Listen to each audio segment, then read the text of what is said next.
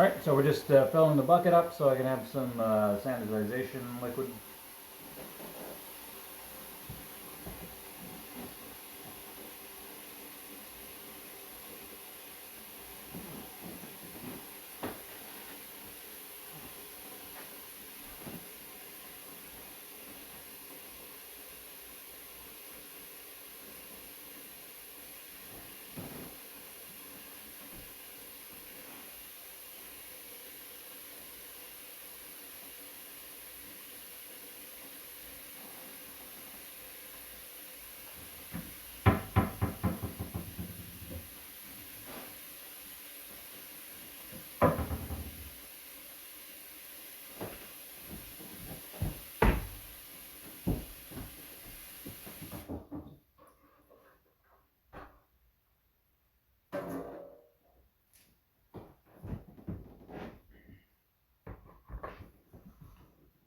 Hey, Shadow 5. Alright, so we need half an ounce of the IOStar sanitizer.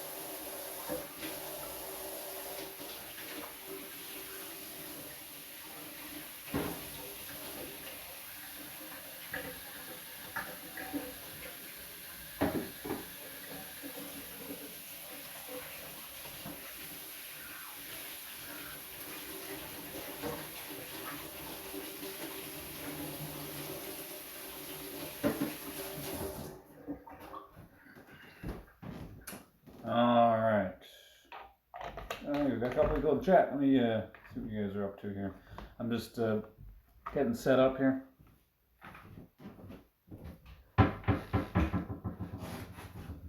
Okay. Oh, hey, Hollow. How you doing? So you were home then. Wait, what the hell? Oh, you're sending out gift subscriptions. It's kind of hard to see. Hold on, I got to dry my hand here so I can touch the screen. Oh, and Big McLarge, who's also resubscribed. Well, thank you very much for all those subscriptions and resubscriptions and stuff coming in here. Obviously, I can't do all the proper things, but as soon as I go back to the computer, we can maybe address some things. I guess that means I have to stream after I'm done this portion. But thank you very much. Do appreciate it greatly. I don't really have my sword, but could I do my sword thing in here?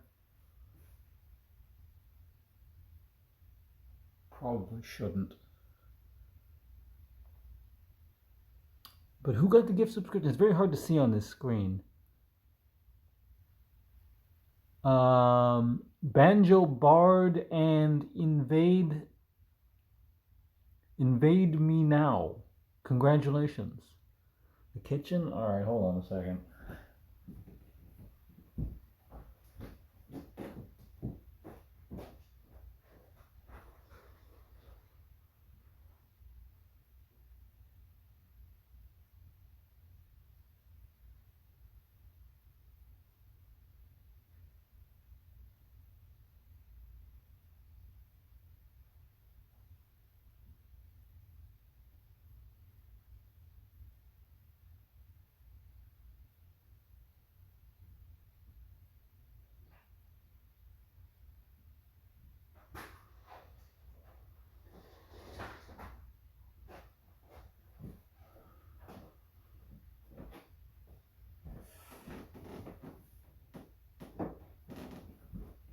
Ceiling isn't particularly high in here as well, so I gotta like basically gauge the terrain.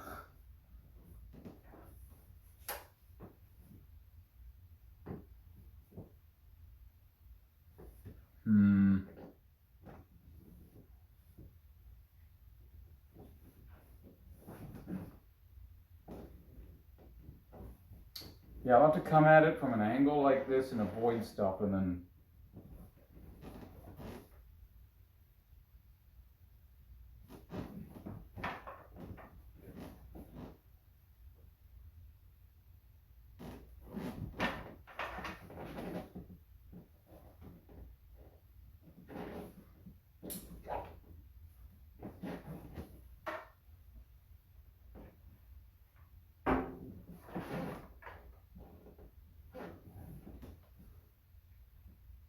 はい、わかりました。これからもよろしくお願いします。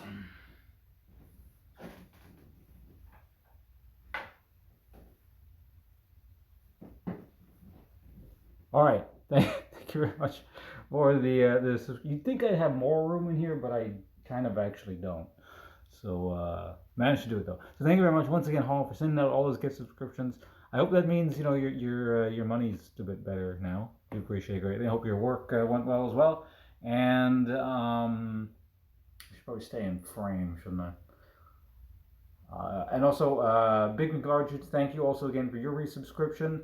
Again, I don't have the book with me, so we can't do the resub thing. But again, thank you very much. Hollow, you know the thing that you're entitled to now, right? You own, what is it? We'll tack on like 2%. So you own what, 55% of the stream now? Controlling stake. Just let me know what game you want me to play at some point, and I'll be right back.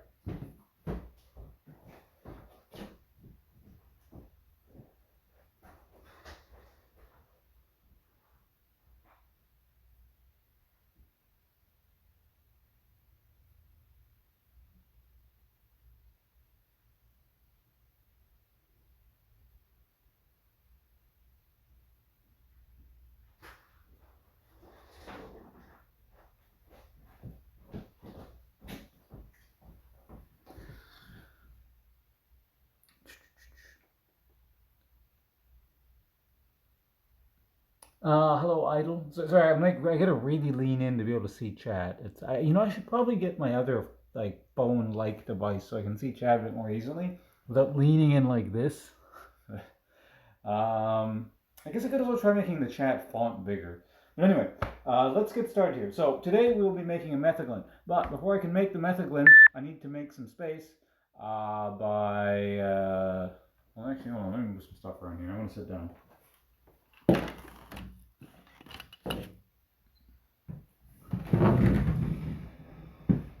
Pull up a chair. Okay, so today I'll be making a Metheglin, which is a spiced mead. I was originally going to make a cloudberry mead, which is like cloudberry is some kind of berry you get in like Scandinavia apparently. So it would have been like really Viking-ish or something, even though many cultures other than the Nordic ones made mead, but it's typically people associate with mead. So that might have been amusing. The thing is, I think I want a lighter honey for that because cloudberry actually has quite a light taste. And then the honey I got is actually very heavy and almost kind of caramelly and almost sort of, like maple syrupy almost kind of thing. So it's a very dark honey. I don't think those two things will go great together. They might, but I don't know, some kind of pseudo intuition here is telling me it might not be the best idea. So instead, what I'll be doing is I'll be making a Metheglin, which is, as I said, spiced mead. So a lot like I did with the spiced cider, it's going to have stuff like cinnamon, allspice, or allspice berries, and clove. I say stuff like that, but that's literally what I'm putting in there. So though incidentally, I also have a thing I want to test. So I'm probably not going to actually be putting that stuff in today, but I'm going to show you how I'm prepping for it. But I am making the mead. And we'll talk about that once we get to the whole Metheglin stage. But I do need to bottle my wine first. So the wine's been sitting around for about a month now. I'm pretty sure it's good to bottle. So we're going to test that out. We're going to see how it tastes. Hopefully, the last time I tasted about 2 weeks ago, or was it about a week ago? Maybe it's been in there for more than a month now. I can't remember. But anyways, I tested it about a week or 2 weeks ago. The flavor was coming in a really nice direction. I suspect it's done by now, and it can, if I have to, it can just sit in the bottles too and get better and better over time. So, although this wine allegedly, for the most part, seems like it's meant to be drank young, so I don't think I want to be leaving it sit around for too long, which is why I'm only taking it out after a month. And so hopefully that's tasty. Because the other thing is I'm going to be using the lees from the previous brew, aka the wine, and then transferring that into the mead. Maybe. I want to see how that is because it's going to be a combination of live yeast and dead yeast.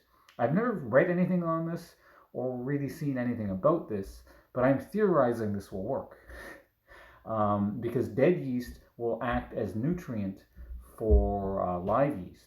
So it'll hopefully speed up the whole brewing process for the metheglin, which we'll be making again after I'm done bottling the wine. So, what do we need to bottle the wine? Well, let's get some sanitization done so things can dry. Let's start by, because the bottles are going to need time to dry the most. So let's go ahead and, do I have enough bottles? I probably do.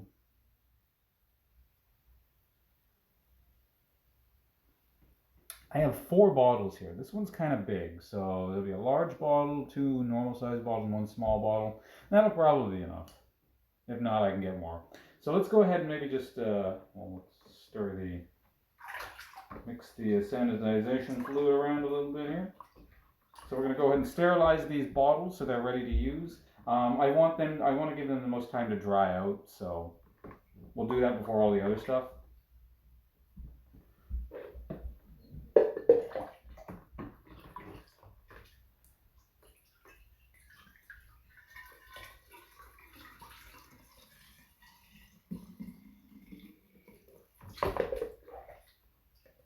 Incidentally, these bottles some of them were a real pain in the ass to clean because I guess I could left the labels on, but I wanted to get the labels off.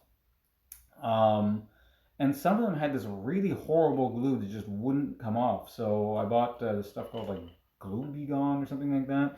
And yeah, you just kind of like paint it on there, and eventually it would go off. But some of the bottles like took multiple coatings and stuff. Particularly like this. It was like a tequila from Mexico, an imported one. And I don't know what the hell they used on there, but it just wouldn't come off, and it took forever to get this horrible gluey mess to just get off of there.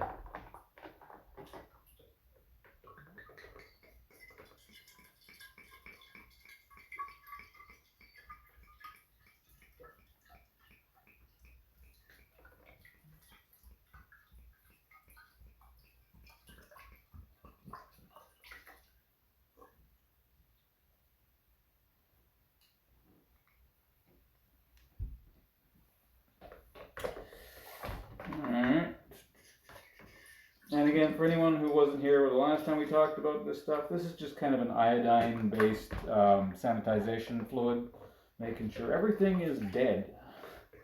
Because, I don't want to make the wine, get to the stage, and then something starts growing in there or something. Although it should be fine. I mean, it's the last time I checked it, the wine was at 13 point something % alcohol. So, I think it's pretty safe, but better safe than sorry.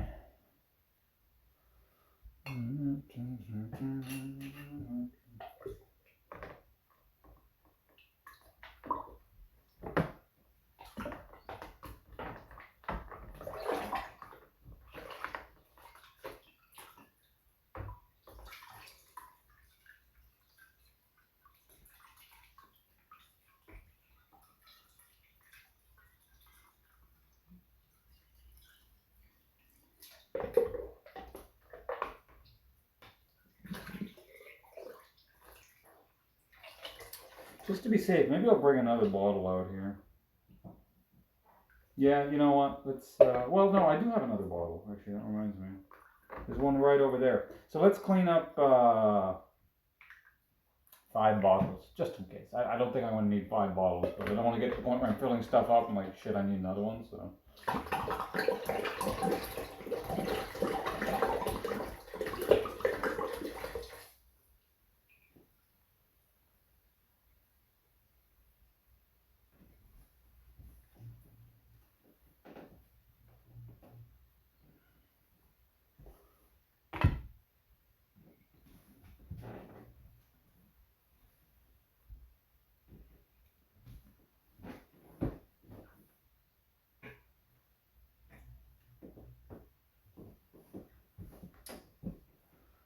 All right. Oh, also a tiny little, we got a tiny little vodka bottle I can use. So that's, at the end, if I have a weird amount left, I can just put it in a little vodka bottle.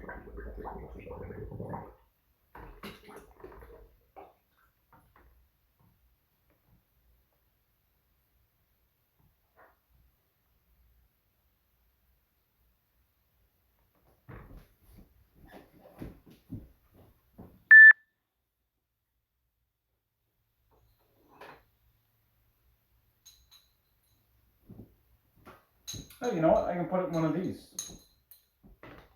There's no reason not to. It's not like I make a ton of carbonated beverages, and I do. I'll just open this one up and I can drink it.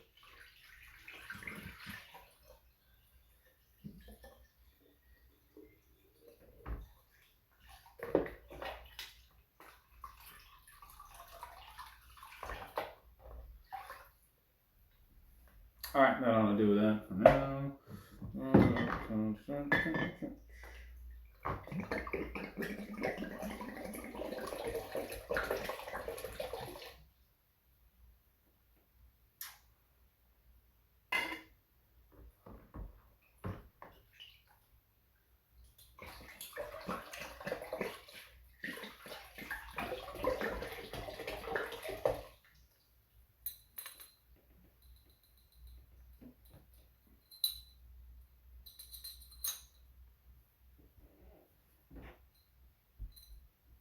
All right, so what are the first things I'm going to be needing as soon as we bring? So I'm going to be bringing the wine out in just a moment here, and then we're going to transfer the stuff.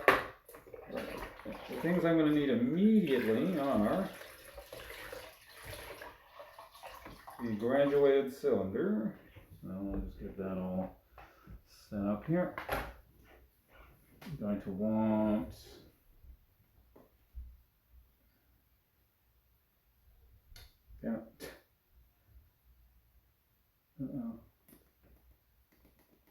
there we go. Okay. Now the hydrometer.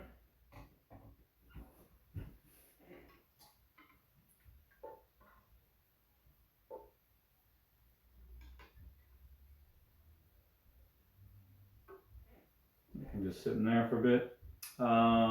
The turkey baster.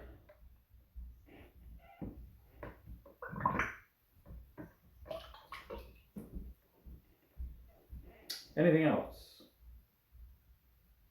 Turkey baster, graduates. So no, I think that's all we need for the time being. So let's move some of this into the extra stuff. Towards the back here a bit. Airlock we don't need yet. That's for later.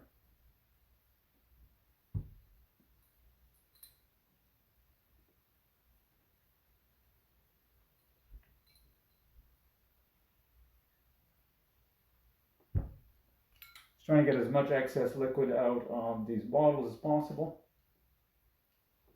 Because this is food grade, it's safe and all, as I keep mentioning, but I don't want. We don't need extra iodine in my wine. I don't think anyone wants that. Okay, graduated cylinders out. Okay, that's fine. Let's move this guy over here. So we're done with this. That's all clean. This is clean. Put that guy there. Okay, looks good. All right then. See, this we're also going to need pretty quickly, so let's go ahead and just maybe do this, because it's always awkward cleaning these guys.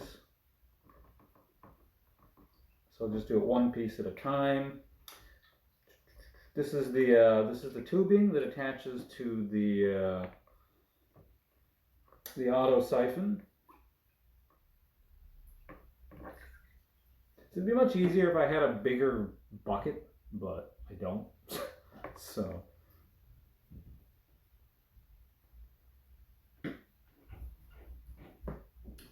All right.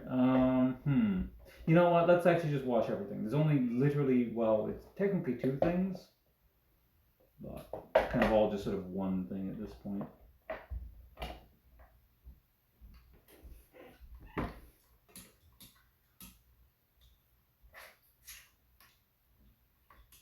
Basically, I'm just pumping the sanitization fluid through this thing and then just sort of holding it here so it kind of cleans through. It doesn't need to sit in here very long. It's like, I think it's about 30 seconds is all you really need. But.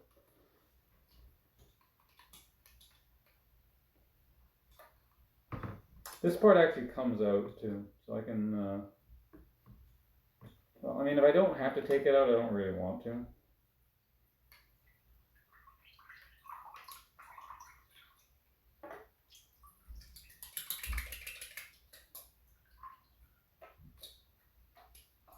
Trying to do this without making too much of a mess. Like I said, it's very awkward cleaning this thing. It is a thing that does need to be cleaned. Alright, let's see. Reach over there and grab that without knocking everything over. Good.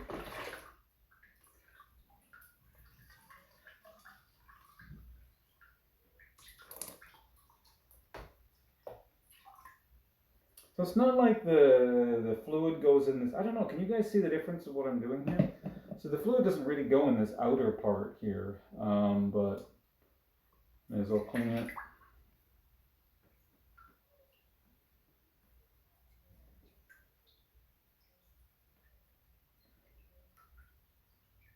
Okay, so now the awkward task of trying to get all this liquid out of here without spilling it everywhere.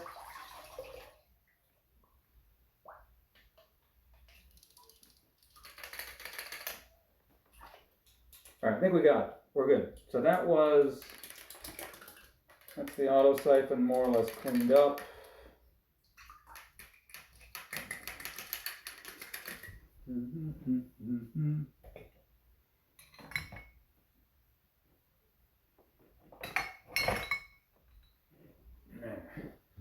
I suppose I could just do this off stream, which I maybe might consider doing from now on, but it's also a good reminder that, you know, this is not all fun and games. A lot of it's just like cleaning shit. You know, prep, setup, just like cooking. It's not all cooking, there's a lot of prep.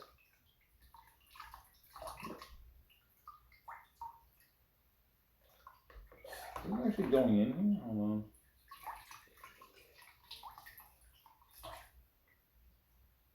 It is. Okay. Oh shit, there's actually one last thing. There's one more thing we gotta do after this in terms of cleaning. It's literally just one large container, so we'll be done after this. The thing I'm going to be transferring the wine into so I can degas it.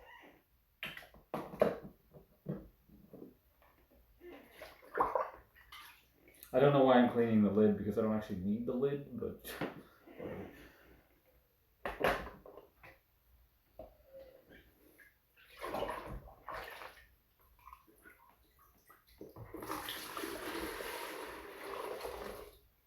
actually, you know what? No, I can shake this around.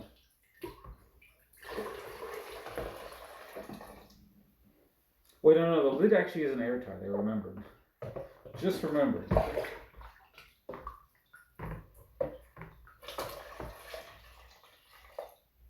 So that's probably not the best idea.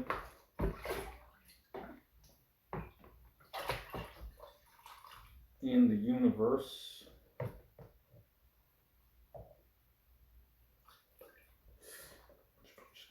Tiny bit more in there, just in case. Fill it right up to the top. Okay, good. Whoops, shit. A little bit spilled out the side of the bucket, but that's okay. It cleans the table.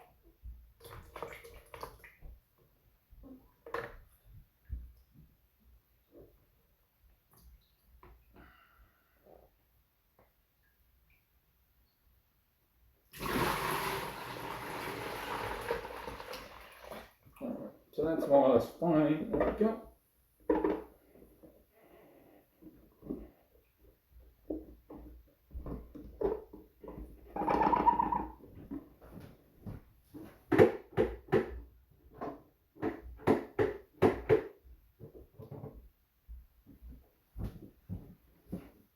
Alright, so we're going to be using this actively, so let's go get this. I'm going to get a bit of paper here so I can just mop up a bit of this excess liquid. There's not a lot, but I don't, you know, it's getting a bit damp here.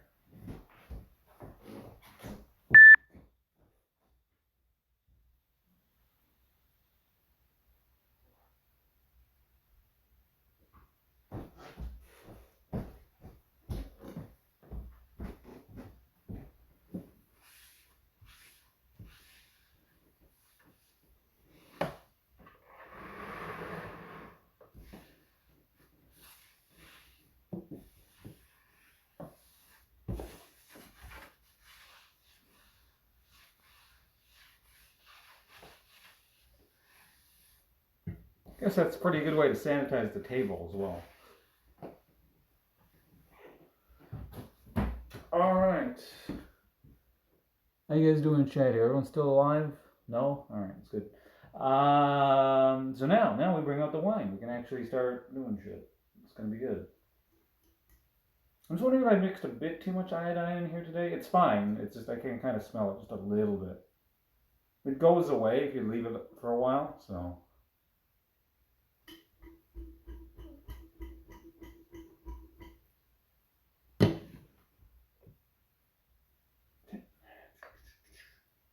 Making sure.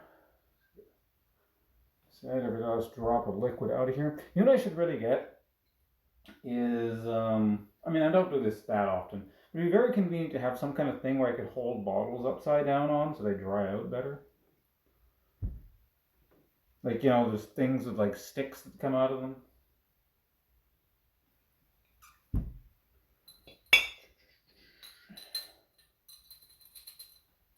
Alright.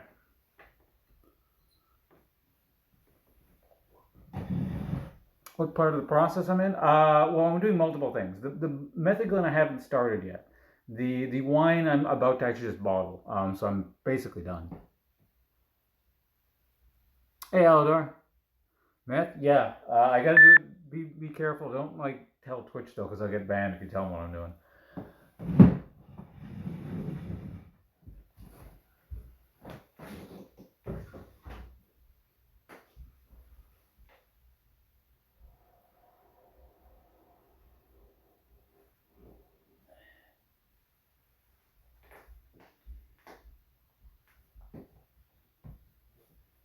Okay, here we go. This is the wine. It's got a really nice color now. It's cleared up really nicely. You guys can't see because of the angle of the camera. I don't want to move. I had to move this over here very carefully, but there's like a layer. There's still, even though I've racked this once, which means I moved it from the primary fermenting vessel into the secondary thing here. It still has like a bunch of the yeast filtered out and fell to the bottom. So there is a thin line like down here that you guys can't see. And if you move it around too much, it gets stirred up. And I don't want that in the final product. So yeah, it's only been sitting around like a month. So hopefully it's good. We'll see. So the first order of business is let's go ahead and get a hydrometer reading. Yeah, let's do that.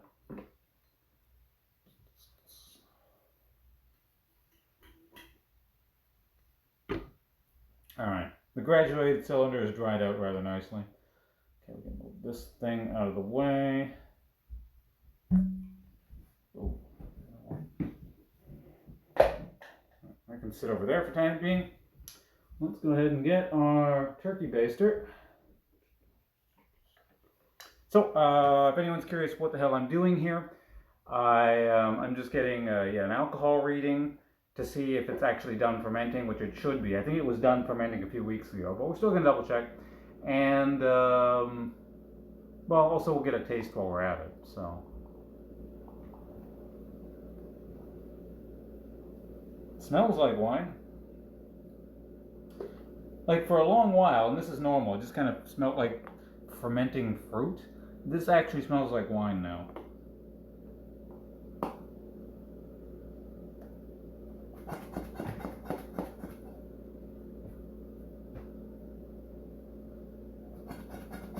Dry this out as much as possible.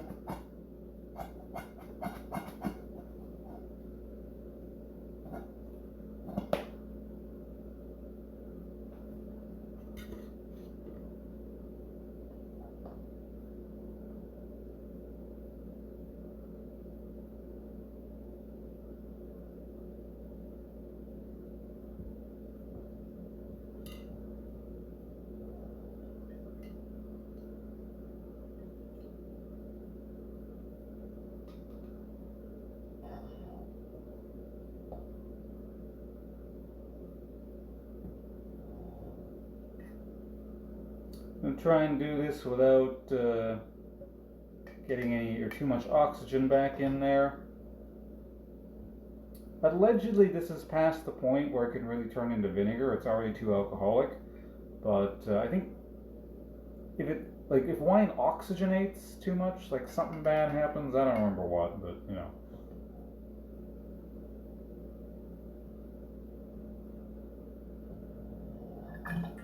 Oops.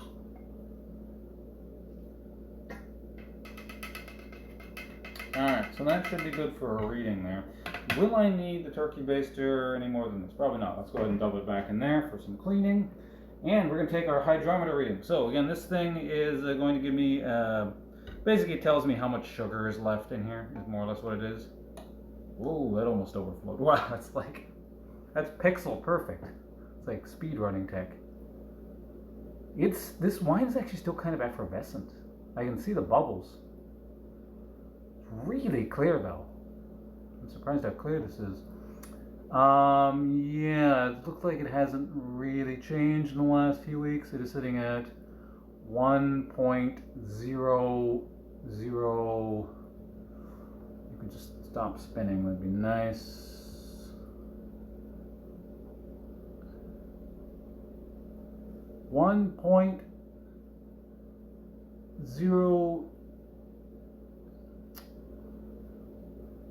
That's an 8. I want to say it's 1.0,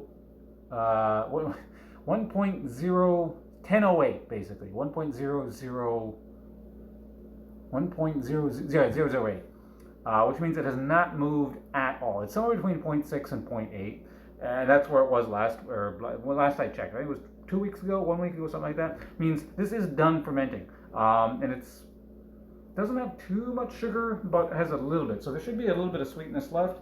Let's see how the flavor is.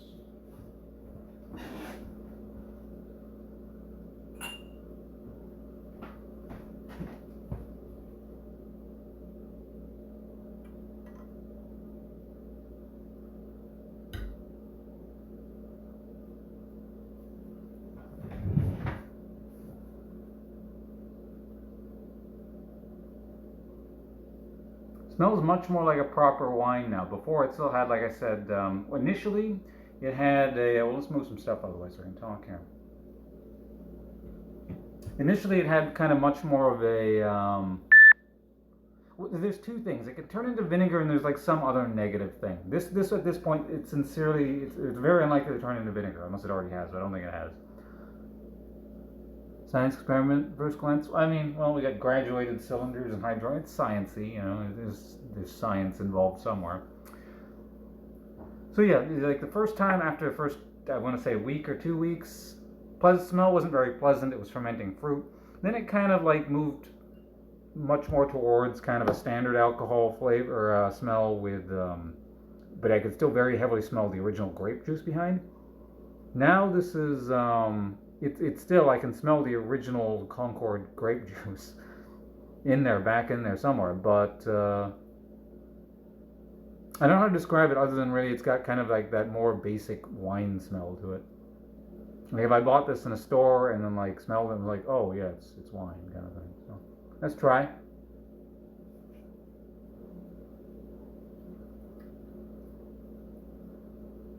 Ooh, that's interesting. That is really interesting.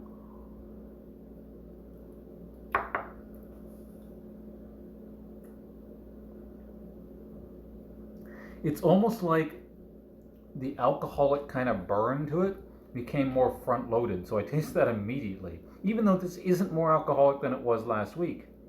But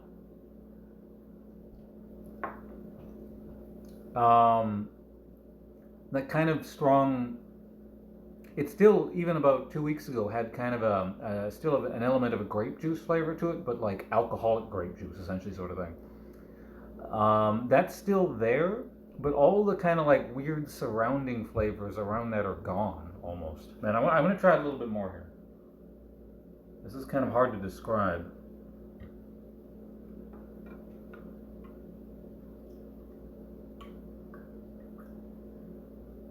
Let's get a little bit more.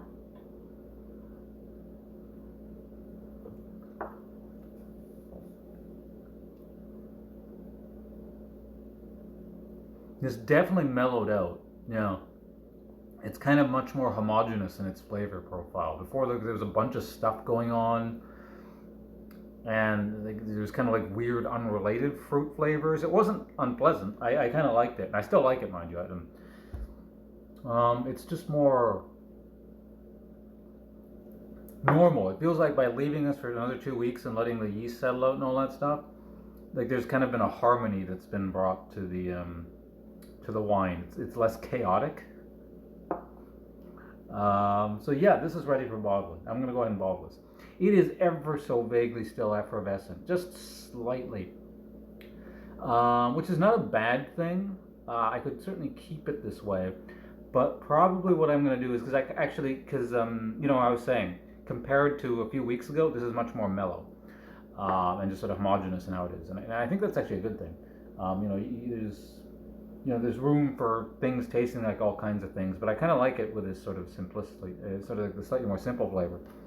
So what I'm going to do is I'm going to degas it and get all kinds of like the extra, maybe a few more of the little weird flavors and the gases and it's kind of the scents out of it.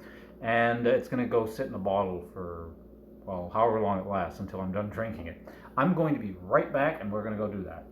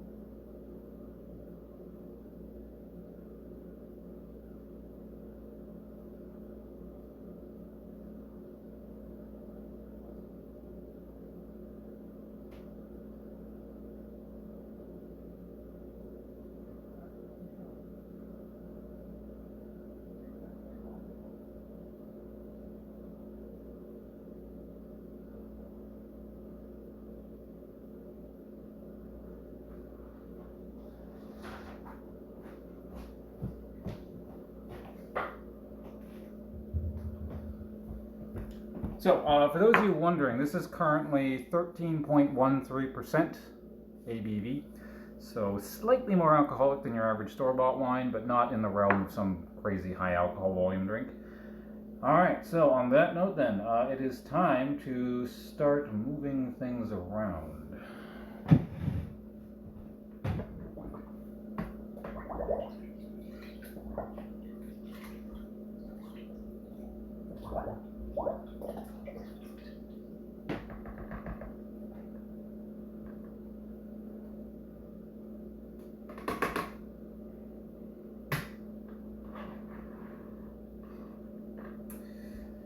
Can I leave this on the table? Do I need it anymore? Because I'm going to need quite a bit of room here.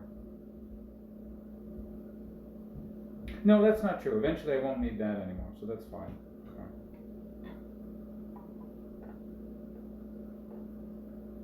So we're going to quickly wash the hydrometer off because I will be needing the hydrometer again once we're done this and I'm making the Metheglin, so...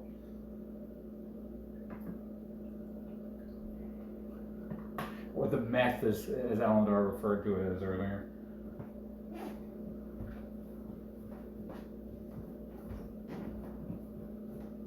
Now, this tasting cup, am I going to need it again? No, we'll put it off to the side. I probably will. Okay, so that's there. Oh, yeah.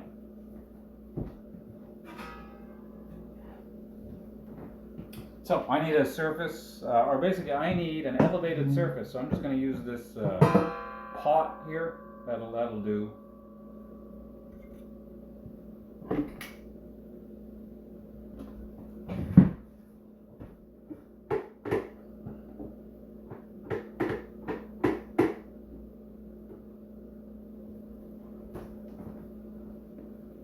Okay, so let me explain, because once I start doing this, it's kind of hard to explain what I'm doing because I kind of concentrate.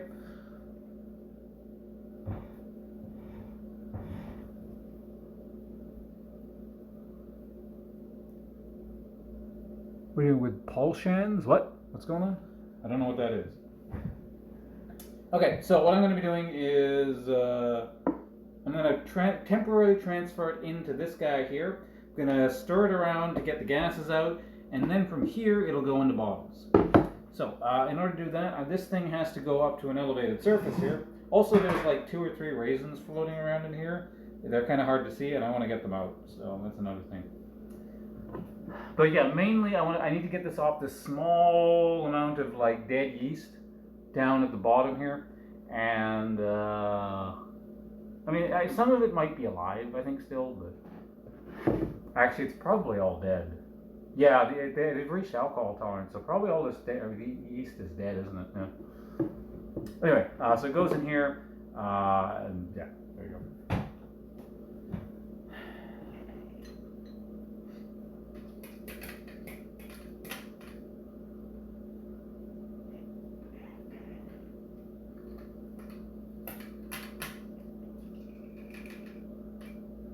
All right.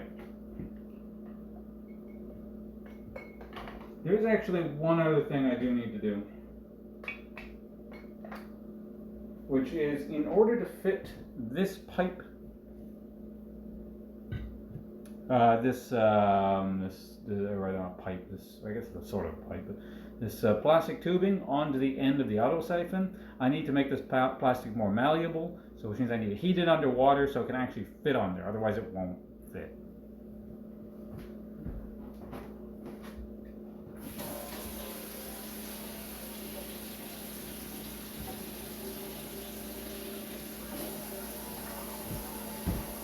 Incidentally, this is the step I cut myself on like the last time I streamed this, so hopefully I don't do that again.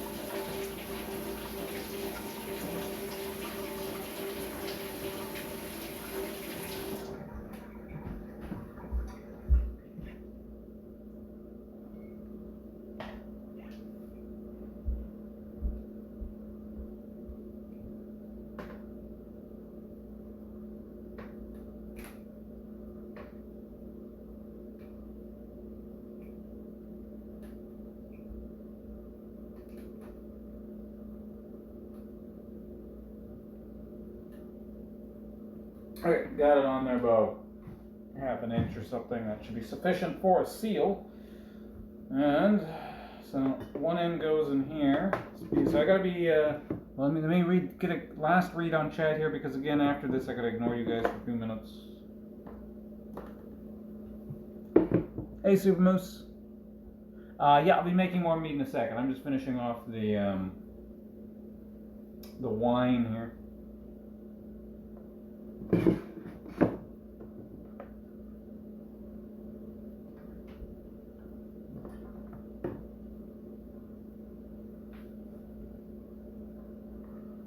Man, this is so much easier with actually clear liquid. Every time I've done it so far, it's been very murky. So I can actually see where the bottling wand thing, not the bottling wand, but the thinger is.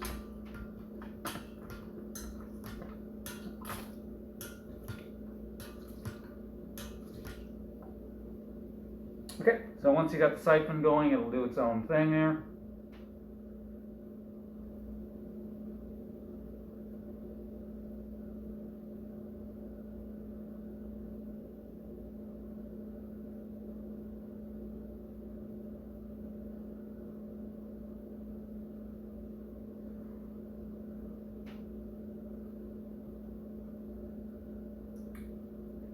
So again, the reason I'm not talking too much is I'm trying to pay close attention to where the siphon is in the bottle in relation to the dead yeast at the bottom.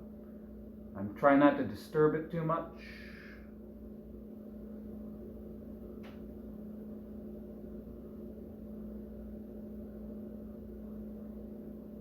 It's not, it doesn't require the most concentration in the universe, but this is like basically one of the last steps here. Everything's gone quite smoothly up until this point, so best to not. Even if I do get the yeast in at this point, it's not the end of the world. It's more just, it's unsightly in the bottle than anything. Because when you're pouring wine, right? If there's a bunch of stuff at the bottom, you just don't pour the last little bit. It's really all it is. And it's not like this is toxic or something. It's just, it probably doesn't taste great if you get a whole, a mouthful of yeast at the end or something. So.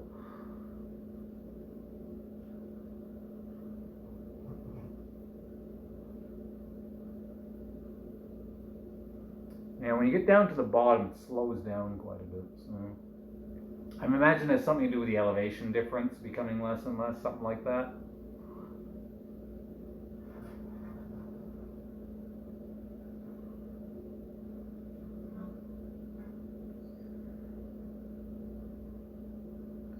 I'm going to tip it a bit so I can kind of get as much as possible out of here.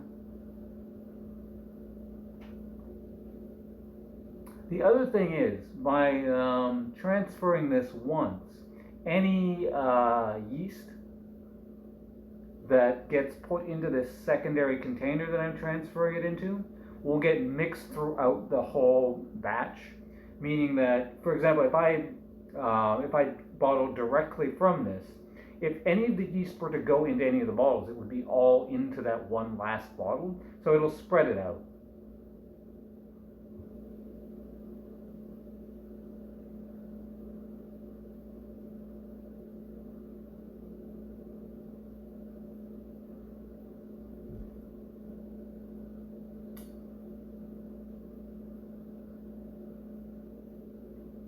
So when you get down to this point, it's not just the, again, maybe I should have showed you guys a bit more clearly, but there's like a solid line of yeast and just kind of like a sort of a more floaty,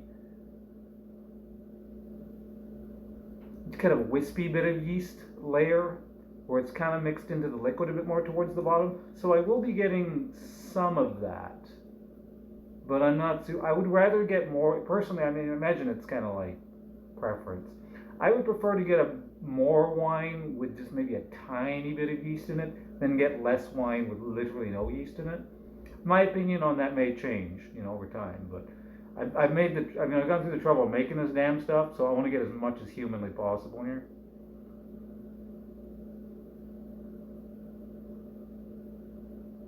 This is acceptably clear to me. Personally, I don't really care about clarity all that much. So long as it tastes fine, I'm cool with it.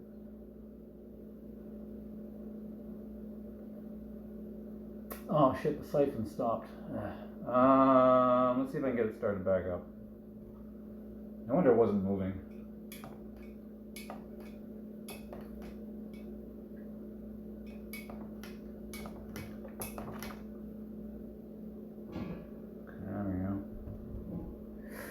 Okay, yeah, we just disturbed the yeast a whole bunch. I gotta back it off, unfortunately.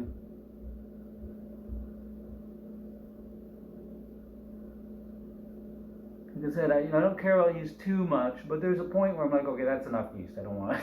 I don't want this anymore.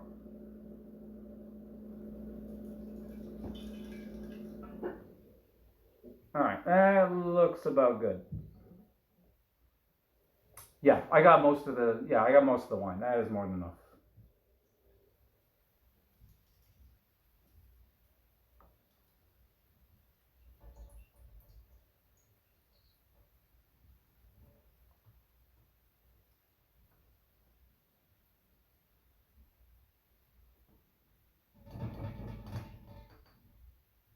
Do I need the auto siphon anymore from here?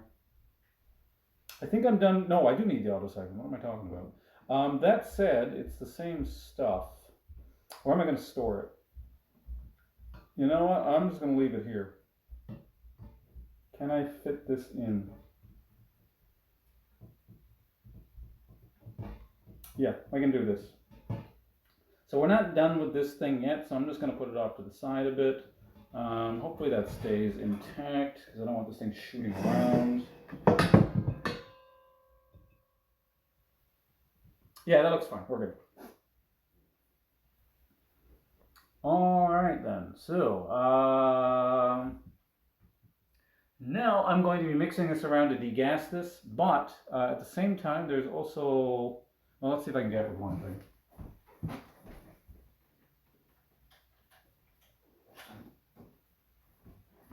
There are apparently proper degassing wand like tool things that you know, swirl around in there.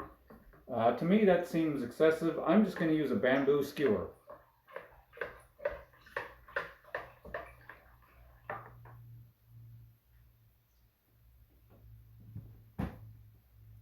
And so yeah, here's one of the reasons I wanted to change the vessels. A couple of the raisin pieces I was using earlier to add, I don't know, something to the wine, did sneak into the brew, so, or rather snuck into the second vessel. And I prefer not to get a tiny piece of raisin in my mouth while I'm drinking wine. All right, did we get anything else in there? No, I think that was it. Everything else is just still left in there. So we can go ahead and start just mixing this around. At this point, if I wanted to make this slightly sweeter or something, presumably I could mix in like sugar and stuff. And since the wine is done fermenting, I'm almost certain. Oh yeah, I should probably mix this back. I don't know. Still got wine here.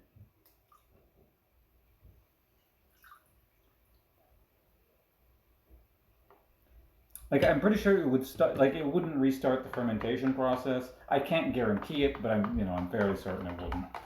This is already at, like I said, 13.13%, and for bread yeast, I'm pretty sure that's really high, because bread yeast is not meant to make alcohol. It's just, for whatever reason, the batch of bread yeast that I have is really good at it.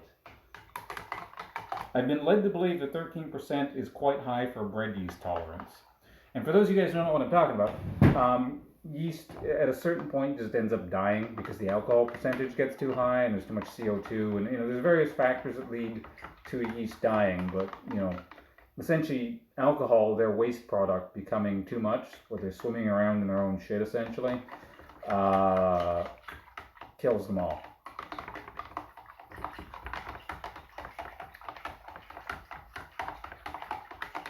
So again, anyone wondering what I'm doing is I'm just kind of getting the gases out of here. When I drank it earlier, it was just ever so slightly effervescent, meaning there's a bit of CO2 and just various gases and stuff that the yeast had produced that were still in the wine. So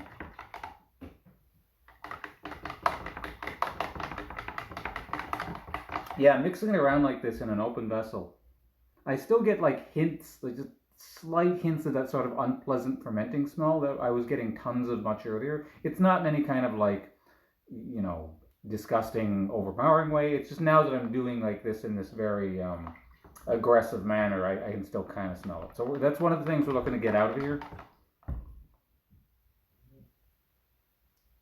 Let me, well, actually, hold on a sec. Let me get caught up with you guys in chat here real quick. No, this is not particularly time sensitive, I don't think.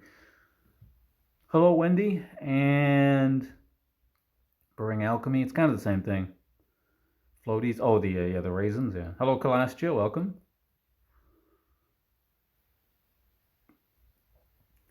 Floating around your tree. Yeah, it's basically too much gas and too much alcohol. They'll end up killing them. So.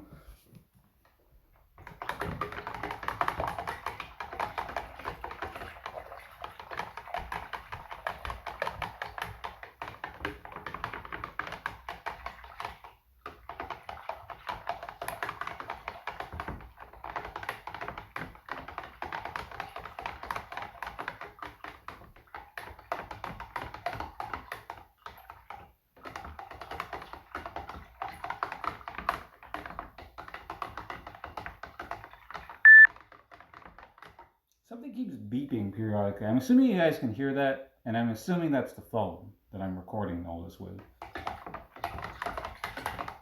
Why don't we move this slightly more center stage as well, since it's kind of what I'm doing at the moment.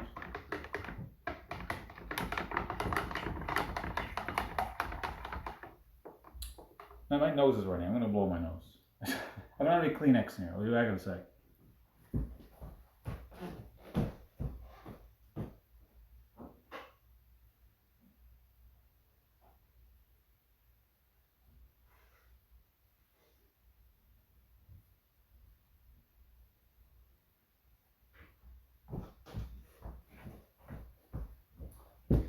It's not particularly warm in here, so I think that makes my nose a bit runny.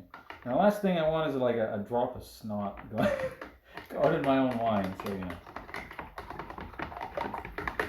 I guess it's not the last thing I want, but it's not particularly high up there on the list of things that I want to happen right now.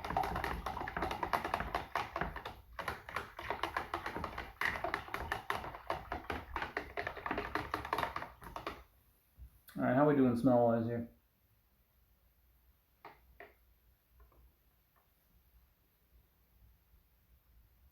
Smelling pretty good. Okay, we give this just maybe a minute here. Let all the remaining things bubble out a little bit.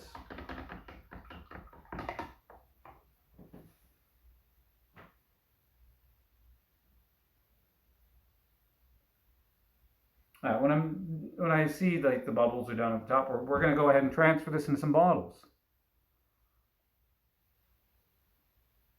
Okay, so you guys are hearing that then, okay? I'm pretty sure it's this phone. Some things have changed with it, basically. I've recently acquired this as sort of like a dead Wi-Fi stick kind of thing, essentially, or something I can use to record. So, yeah, I'm going to have to fiddle around with it so to get it to stop beeping. That's the sound your smoke alarm makes when the... Oh, yeah, that thing.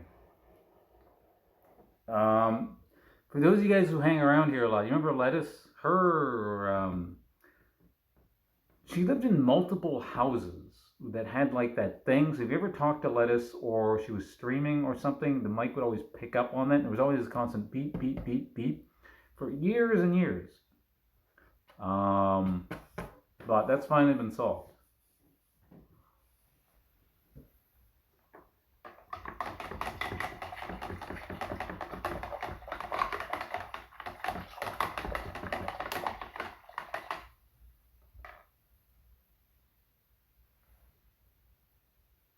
Okay, I think that's good. I think we're being a bit excessive here. Let's transfer that over there. All right, so now this will be going into bottles.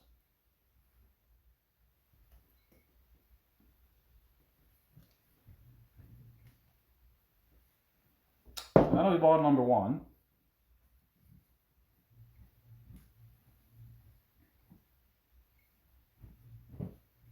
And that is bottle number 2.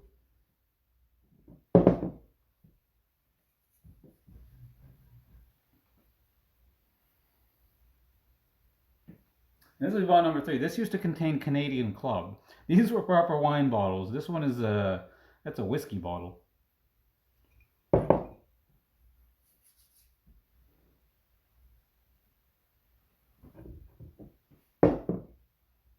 All right, and then so like I said, once we're done bottling this stuff, we're going to move on to the Metheglin. I'm actually going to make an alcohol, like starting from scratch. So you guys will be able to see that right from the beginning.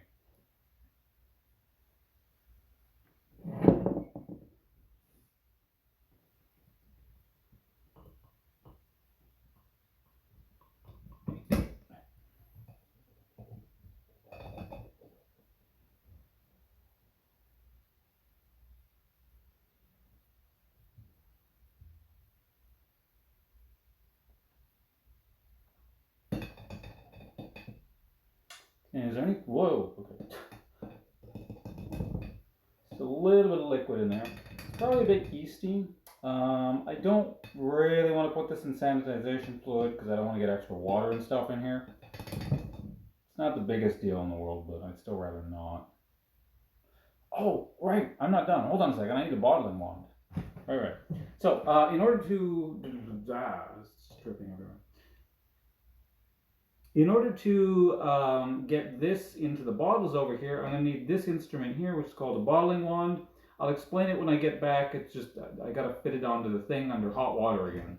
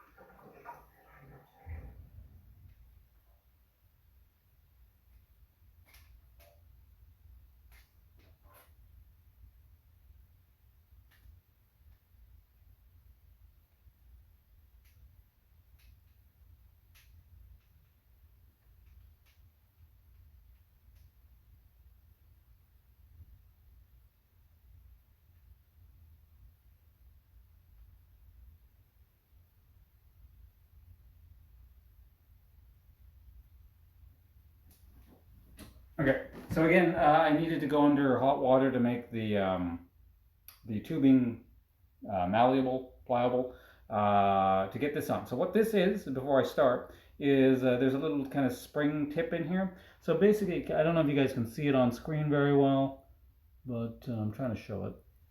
There we go.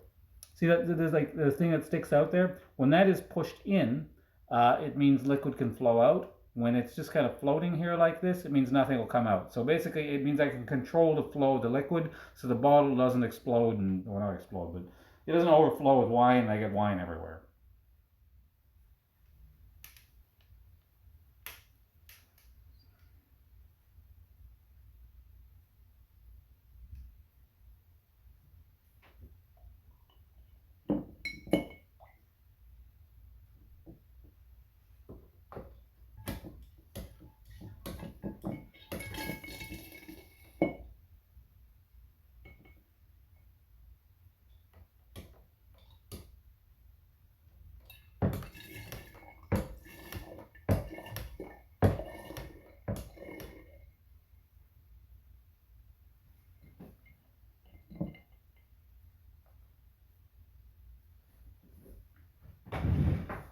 There we go. Bit of a slow start, but we got it going.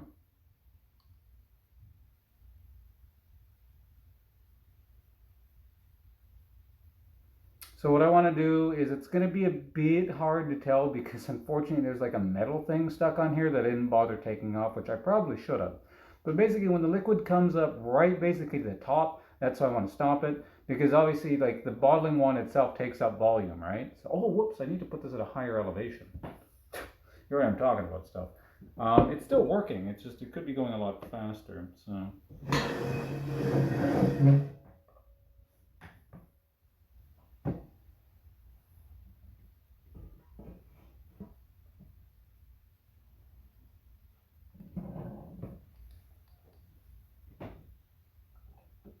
You know what? For the next little bit, I'm just not going to talk, because from a technical, like mechanical perspective, this is sort of the most difficult thing, especially if I'm doing this on my own. So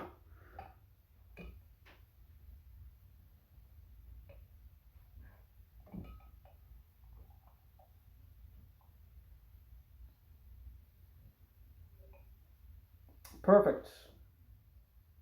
Next bottle, Canadian Club.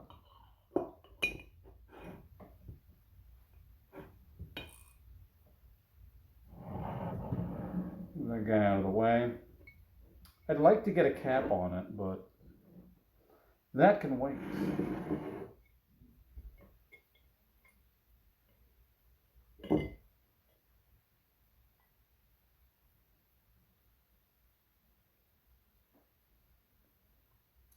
See this clear bottle here that's coming up. That will give you a better idea of just the color, what this is gonna look like in the bottle.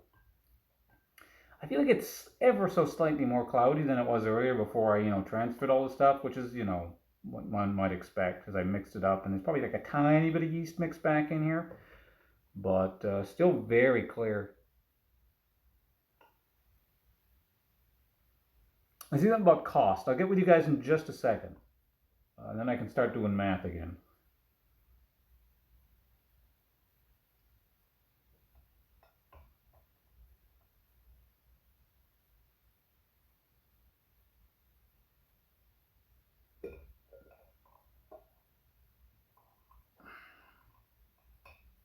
Okay, good, right up into the neck, right where we want it.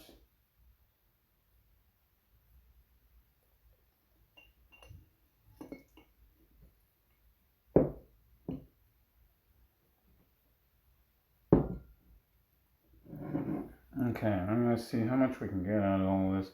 So, in terms of cost, let's see now. Basically, the only cost for this wine really is the initial grape juice. Beyond that, it's like there's some super cheap stuff in very small amounts. Assuming that might have all added up to $1. Everything other than the grape juice itself. So really, it's just the grape juice investment, which was I bought more grape juice than I needed, so it ended up costing me like $12 for the whole batch, like everything I'm making here. I could have done it in about 9, but I also bought like the more expensive Welch's grapes juice. If you want to buy something cheaper and possibly shittier, I don't know. It depends. I don't know what it. This is the first batch of wine, like wine specifically, that I'm making. So, I just kind of wanted to go with a known quantity of grape juice I'd had before. And yeah, really, it's, I guess, beyond, the equipment investment, which is basically nothing. And I can use it until now, from here on till forever. But yeah, basically for what's gonna look like maybe about 4 bottles of wine. Hold on a sec, we're coming up on the ending here. Yeah, I'd say about $10 for 4 bottles of wine.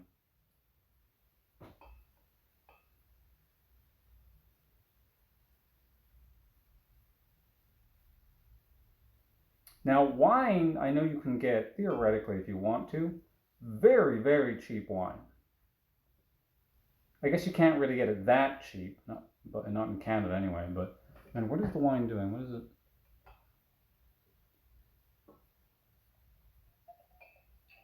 Okay, hold on. Okay, now what the fuck are you doing? Fucking spring tip is doing something crazy. Hold on.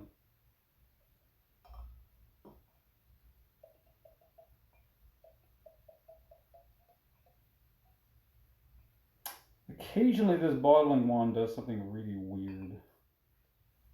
I'm probably gonna have to get the siphon process started again. Okay, so the last one can go in maybe a. I'll put it in the vodka bottle. Hold on.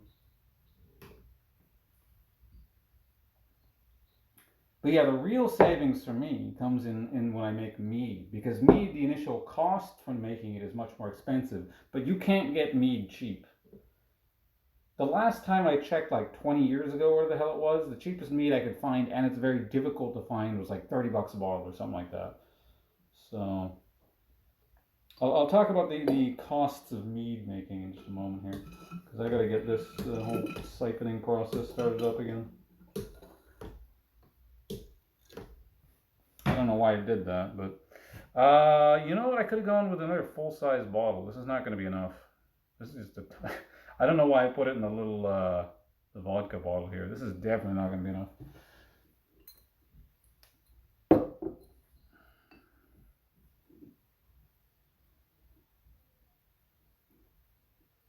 I think this is only like 300 something milliliters, isn't it? Yeah, it's just a tiny little thing.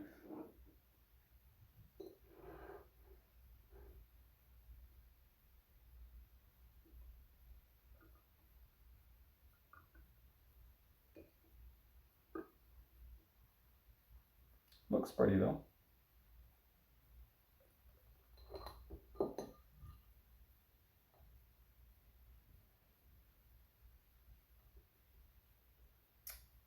I might even have a bit left over, which I'm fine with just drinking. So give me something to drink for the rest of the stream.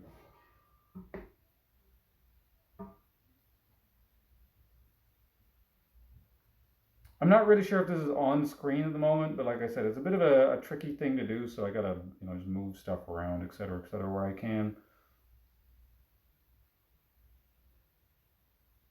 Oh no, this might fill this last, it's technically a beer bottle, it might fill it perfectly.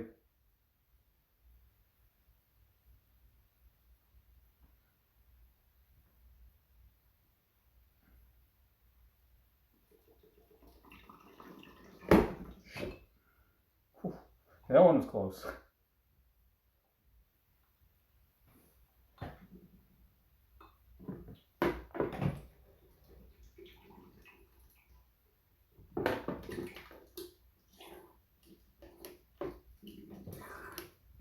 Yeah, there's a little bit of wine left over, I'll just drink this. All good stuff.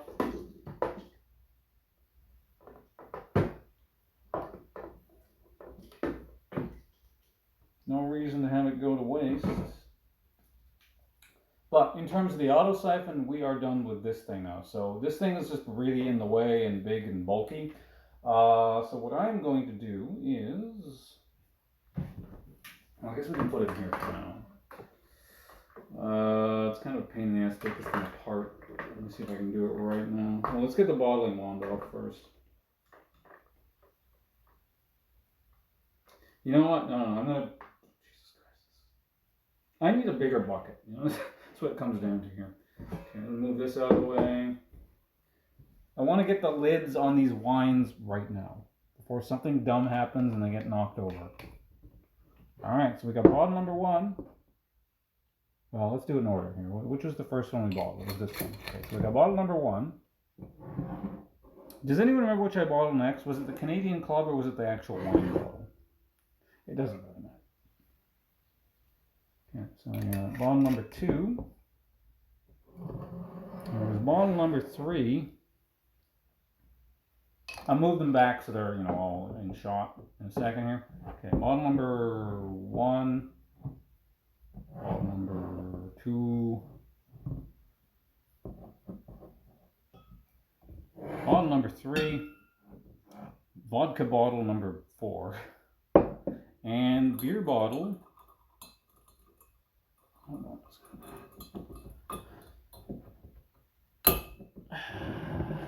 Number 5.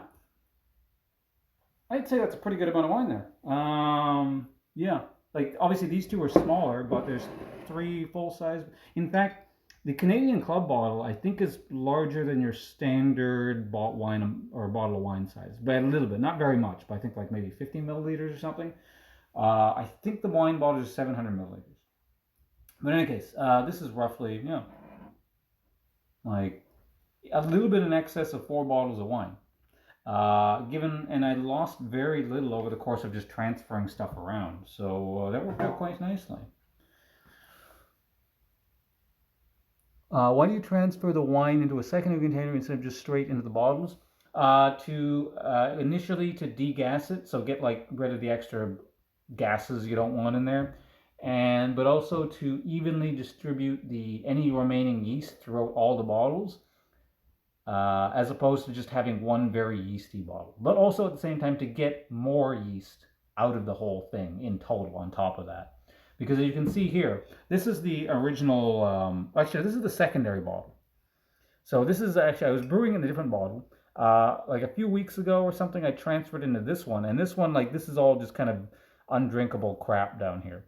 I mean, you could drink it, it just wouldn't be great.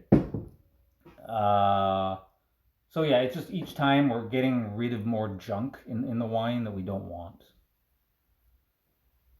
Hello, Ralph, also. The liquor, yeah, I'm liking it. So this is what we have left here in this little plastic container.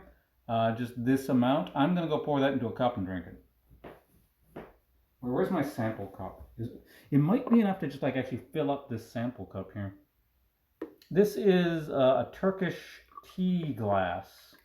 Incidentally, I bought a whole bunch of them in Turkey when I was there 15 years ago.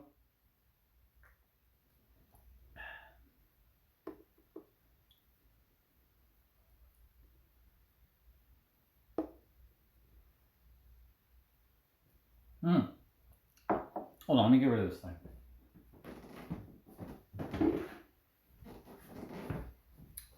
Okay, I'll put this wine somewhere and let me get it out of the way first.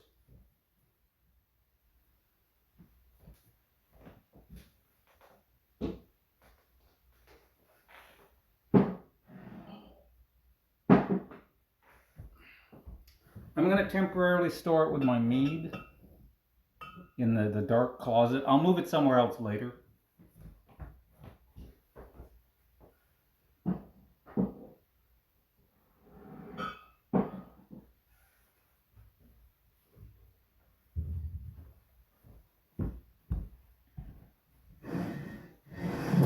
But yeah, let's take a small break before I start our mead here, because that's going to be a whole other process.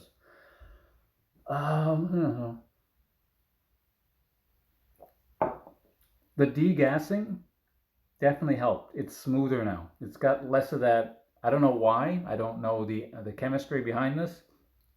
Maybe I'm just making shit up or something. But it definitely feels like that initial alcoholic bite right when I put it in my mouth is not quite as strong. It's a much smoother ride all the way through. it still kind of has, I can still very slightly taste that Welch's grape juice, like the base in the background. And I don't mean that in a bad way. It's just, it's kind of nice. So this is definitely, in terms of wine, a much more fruitier, sweeter kind of thing. Despite the fact that its final gravity is 1.008, meaning there's very, very little sugar left in here. It's not totally dry.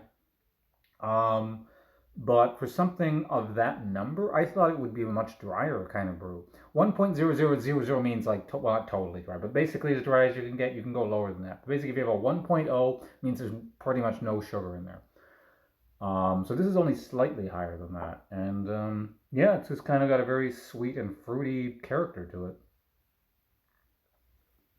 which personally I prefer.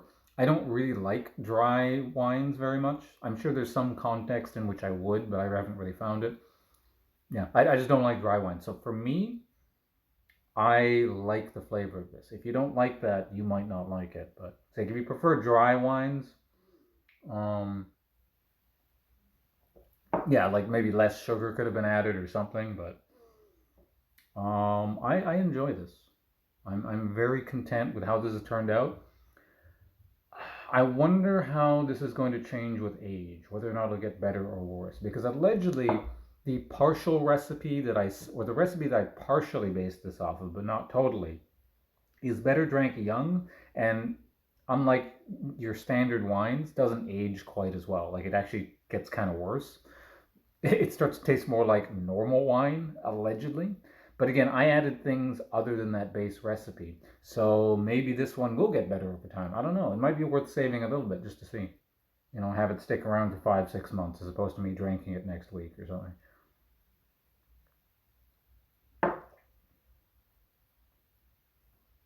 Did you go to one of the goofy? No. I didn't spend that much time in Turkey.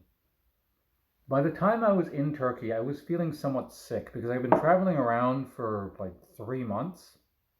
And I think I was drunk like basically the whole time. I would say I wasn't eating properly either. Basically, I would try saving money by skipping meals and just drinking. So that kind of adds up on the system after a while. Anyway, let's go set up for the mead. I'll just get some stuff and I'll be right back. So that's the Metheglin, the spiced mead. Actually, let me check up on the batteries of this phone first before we do that.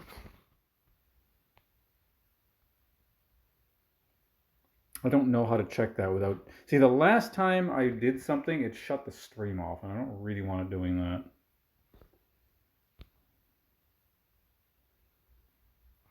Fuck it. I'm going to leave it alone. If the battery starts dying, I can technically plug it in even here. So anyway, I'll be right back. See you guys in a minute for the spiced mead.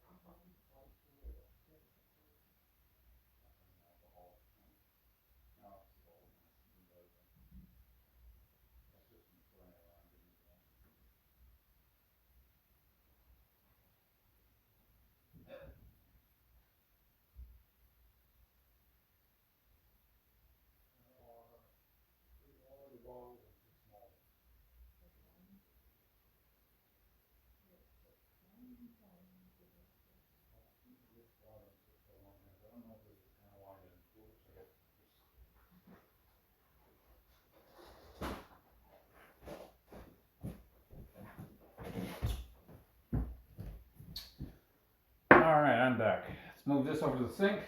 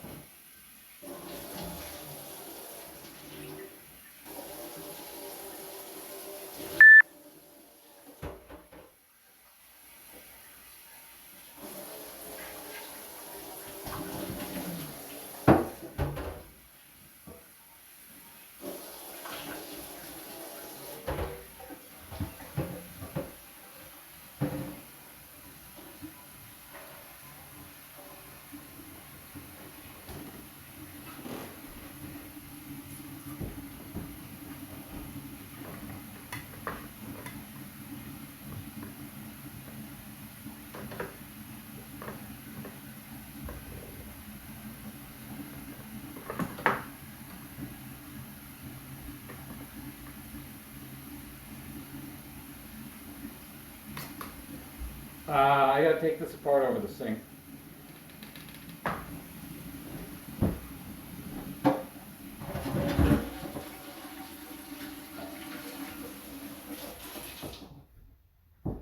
You know what? I don't have to take shit apart. I'll do it off stream later. Cleanup's boring, right? Okay, so let's see now. There are a couple things I need to have cleaned. So that's the airlock. Actually, I'm going to use a new airlock, so that's fine. We'll leave that one alone.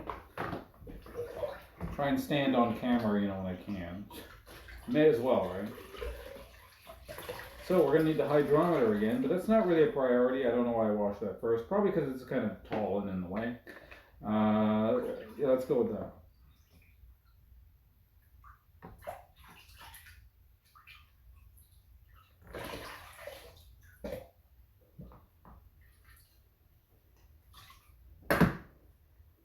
Okay, get that out of the way here. So one of the main things we need to do is this is a new jug. This is where my mead is going into. For those who are not aware, mead is an alcohol made from honey.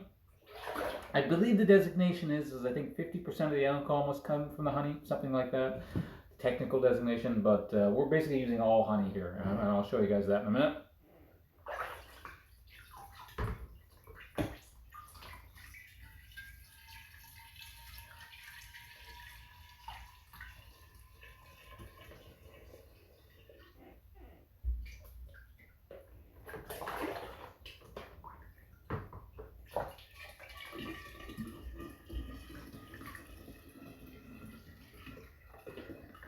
So, if I were to try and fill this stupid giant 1 gallon glass thing with sanitization liquid all at the top, that would take too long. So we're just going to use a quick shortcut here, and I'm going to fill it about 1/4 of the way and then just shake it around, because I still kept the lid. So this will clean this out and make sure this is totally sterile. Well, not sterile, but like, is it sterile? I don't know. Basically, it ensures everything in here is just more or less dead. We get a clean brew right off the bat. Nothing like infected alcohol, you know, before you even really get started. So make sure this is all clean.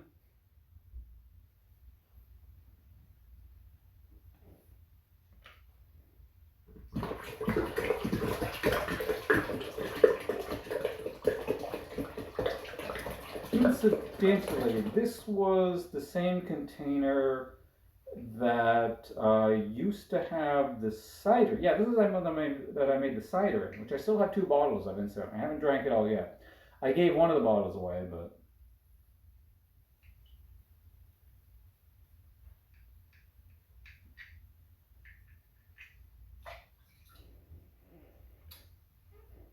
get as much out of there as possible. I think I saw chat move. See what you guys up to here. Hello, Mystic. And what oh, the beep, right. The same one you did before? No, this is slightly different from what the thing I'm making, or the last mead I made, what, 2 months ago almost now? Incidentally, I should probably talk about the other mead. The other mead that I have in the cabinet over there, that'll actually be ready to bottle probably in a... I could have probably bottled it today, to be honest, but I'm going to wait like maybe another week or 2, so I'll do that later. But this new mead is going to start off very similar, but I'm going to add spices. So it's going to be a spiced version of what I made or started making 2 months ago. Again, to sort of reiterate, I wanted to make a cloudberry mead. Cloudberries, as far as I can tell, are the Scandinavian version of salmon berries. And I found cloudberry jam at IKEA the other day. And I was like, you know what, let's make a cloudberry mead. But then I bought some honey, and then I opened it and realized this honey probably is not going to work with the cloudberries very well. Cloudberries have a much lighter, more subtler taste. This honey is very dark and almost kind of syrupy. So I figured it would go better with spices than sort of a light berry flavor. I feel like the berries would just get overpowered. So... that's that. Let me put the wine over here so I don't spill something into it. Alright, what do we need to do here? So, so that's drying out there. I think the first order of business is let's chop the raisins up. Is that the first thing that's going to go in there? We'll do the raisins, then we'll do the honey, then we'll do the tea. Yeah, let's do it in that order. Also, I don't need this anymore.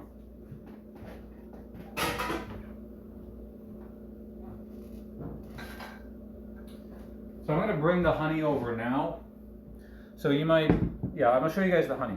Yeah, this is why I'm not using the cloudberry mead, because I should have figured this when I bought it.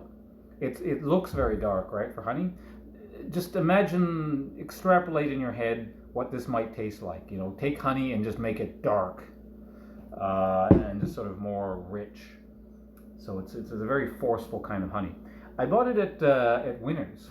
That's a Canadian. Is it Winners? Do you guys have Winners in America? I don't think you do. I think they're owned by Target or something like that. I can't remember. But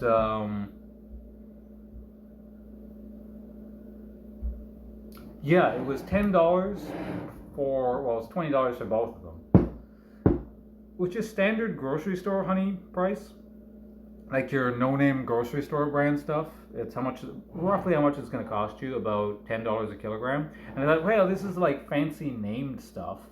And for some reason it's at Winners because I guess it didn't sell somewhere else, so it's discounted. So I figured I'd try that. So I mean, it's good that I get to experiment with this. It's just unfortunate I can't do my original cloudberry mead plan. I mean, I could, but I figured it's not going to work well.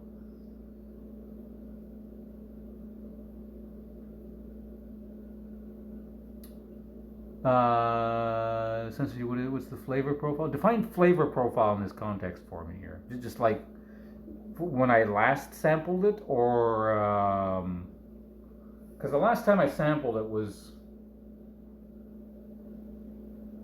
or do you just mean based off the base ingredients? Because the mead itself is super basic. It's about as basic as you can get, and it's not going to change. The recipe will be nearly identical to what I'm doing right now in terms of the initial thing. I should probably explain this now. Yeah, it's probably a good idea to do it before I get too involved. There will be spices added to this. This one I'm doing currently. But I think what I'm going to do... Okay, so yeah, for when I last sampled it, it's very fruity. I don't know why. I'm not sure where all these fruit flavors came from. The best way I could have described it, I think the last time I actually sampled it was almost a month ago, maybe at this point, but from what I can remember, and I mean this in a good way because I really like it. Of everything I've made so far, my mead I think is my favorite. It reminds me kind of like a less shitty, high-class 5 Alive fruit punch. Which is weird because the base recipe is just honey. It's 1.6 kilograms of honey, 2 boxes, aka 60 grams of raisins, a whole bunch of orange peel, or orange peel from half a large orange, black tea, and then the rest is just water. So again, super basic. I mean, it was that was my first brew ever. So I wanted to keep things, by the book. Essentially, I followed a recipe.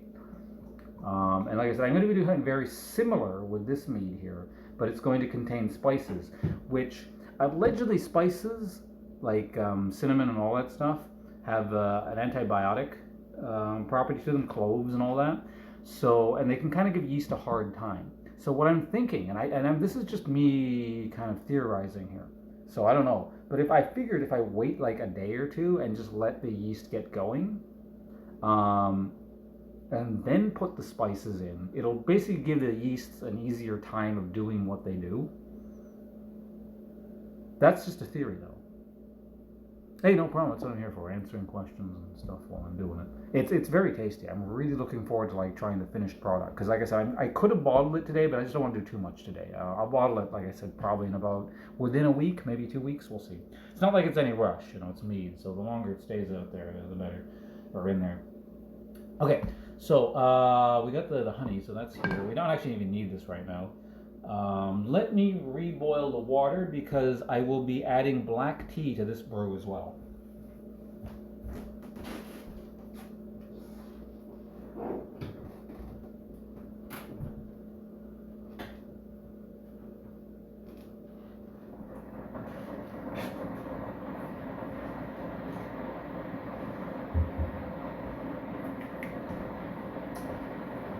This brew will also get raisins.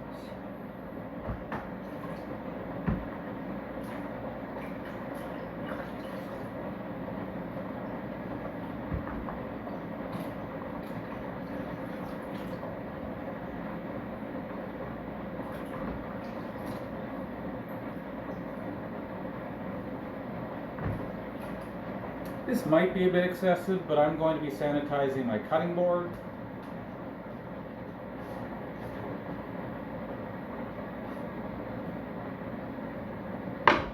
So I'm going to chop these raisins up. It's only a box. It's half the amount I used last time, but I feel like this doesn't use as much. It's not going to need as much. There's more going on with this mead.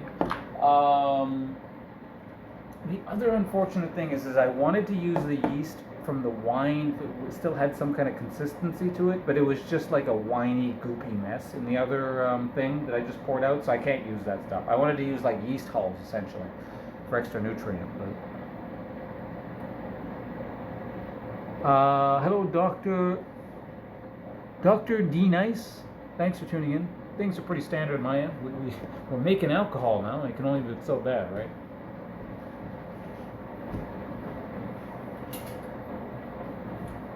Now, here's another thing I've been up to.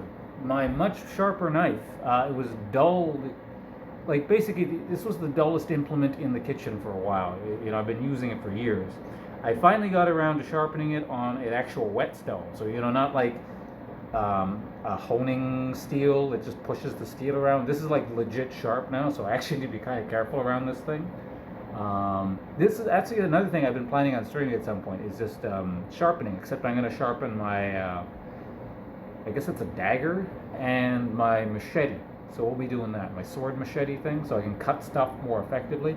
Because my machete, I thought it might have come out of the box pretty sharp. I've tested it a bit. It's actually not as sharp, as nearly as sharp as it could be. So we're going to get that thing razor sharp and just like lightsaber through stuff at some point. How much information about the same time as the last one? Basically, I'm basing this off a recipe on a YouTube channel I like called, I think it's CS Mead and More. Their version of this, which is not going to be exactly the same as mine, but basically their version of this actually came out for a mead very quickly. It was done in about 5 weeks. I'm hoping it'll be done faster rather than sooner because, you know, I like being able to drink stuff, but really it's just going to come down to however long it takes is however long it takes.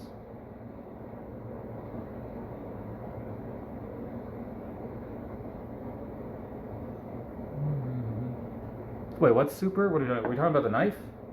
If we're talking about the knife, it's super sharp, yes.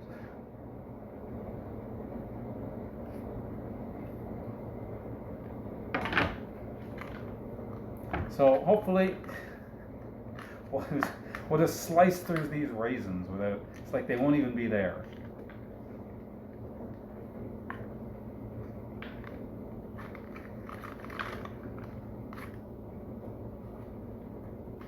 Oh, of course, we need our major ingredients still. You know what? This is another new development in my household here.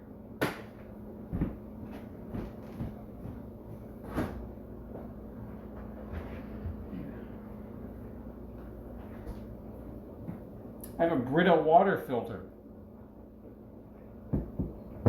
So I don't have to go out and buy like mineral water, or not mineral, like spring water anymore. I didn't have to, but I did. Not like it was a particularly, you know, expensive affair. I could get like 4 gallons, or not 4 gallons, like 4 liters for like $2 or something, but.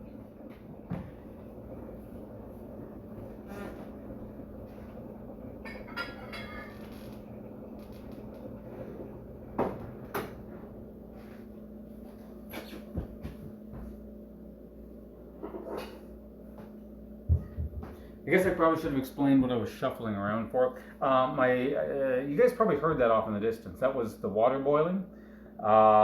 We need that for the tea. So this is the tea I'm going to be using here. This also came from Winners, incidentally.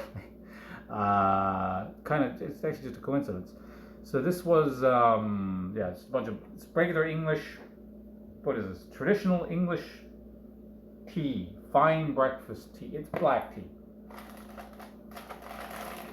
It is not the same kind of black tea that I used Actually, no, this is the same black tea I used in the wine, but not the same black tea as I used in my original mead. The original black tea I used in my mead was, I don't have it anymore. It was some kind of like, I think it was called like morning wake up. It was basically a very caffeinated tea. I don't know if that's going to make any difference at all, but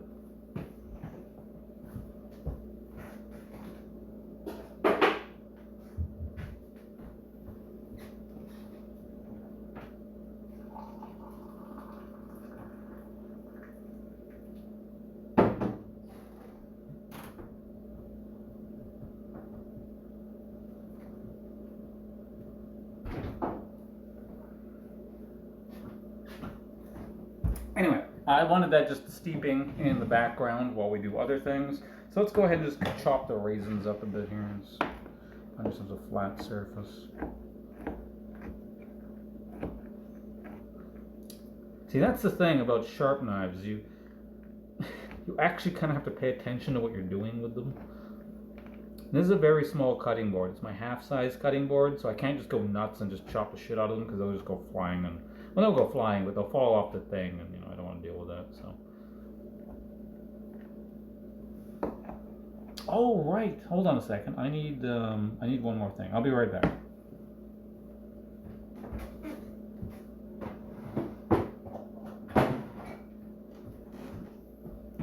Ta-da, we need a funnel.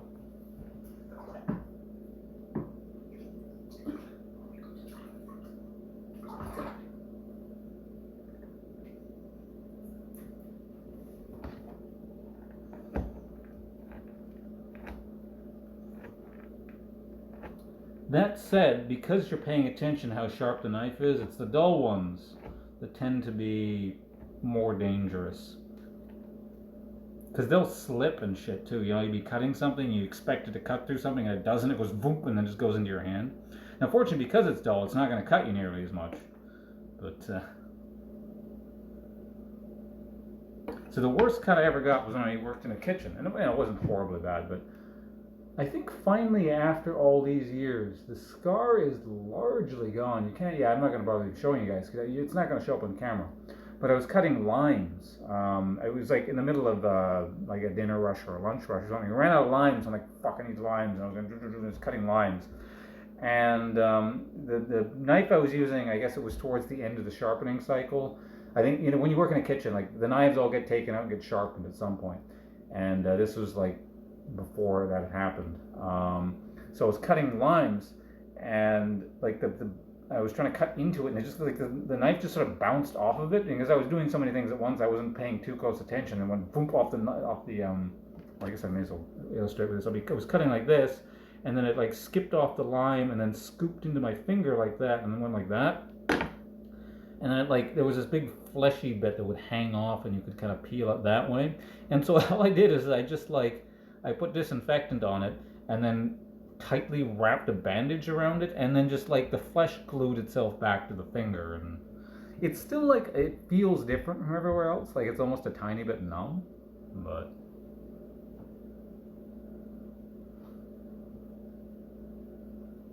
anyway, the point is, had that been a sharp knife, that wouldn't have actually happened. Now granted, if it had been a sharp, well, I don't know, that's the thing, because it went far down anyway, so even if it even had been sharper, what would it have done?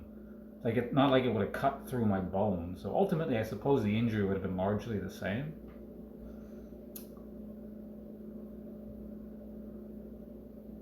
Cut my finger off already? Not yet, not yet. That's later in the stream.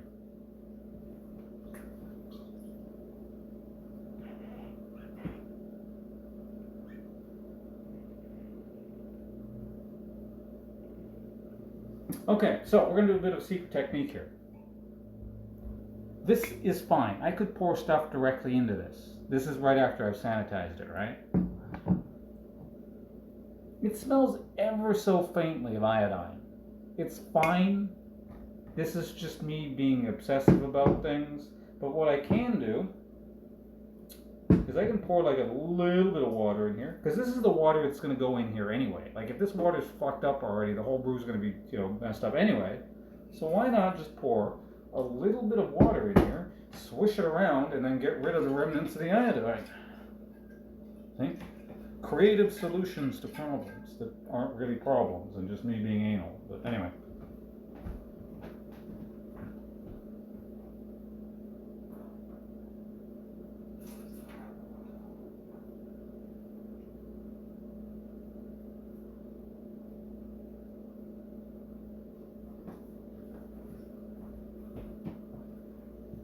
right, there we go.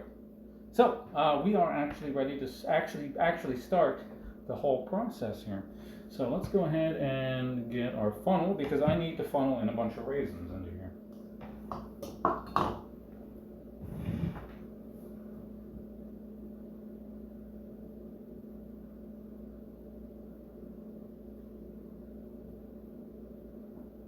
Just had the best dinner you've had. What'd you eat? Are we allowed to know, or is it a state secret? So the raisins we're going to funnel in here, a little bit at a time. Otherwise, they tend to get stuck like they literally just did. God damn it.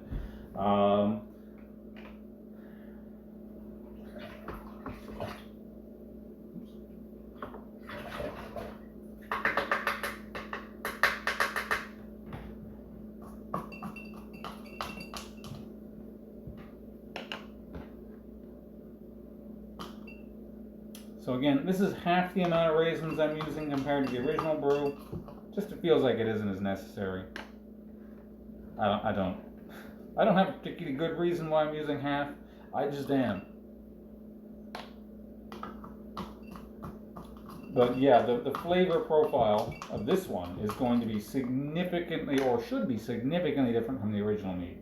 This one, owing to the spices we'll be adding in here. And they're going to be sitting in there for quite a while, potentially up to about a month, maybe even longer, I suppose. It all depends on how things kind of shape up. But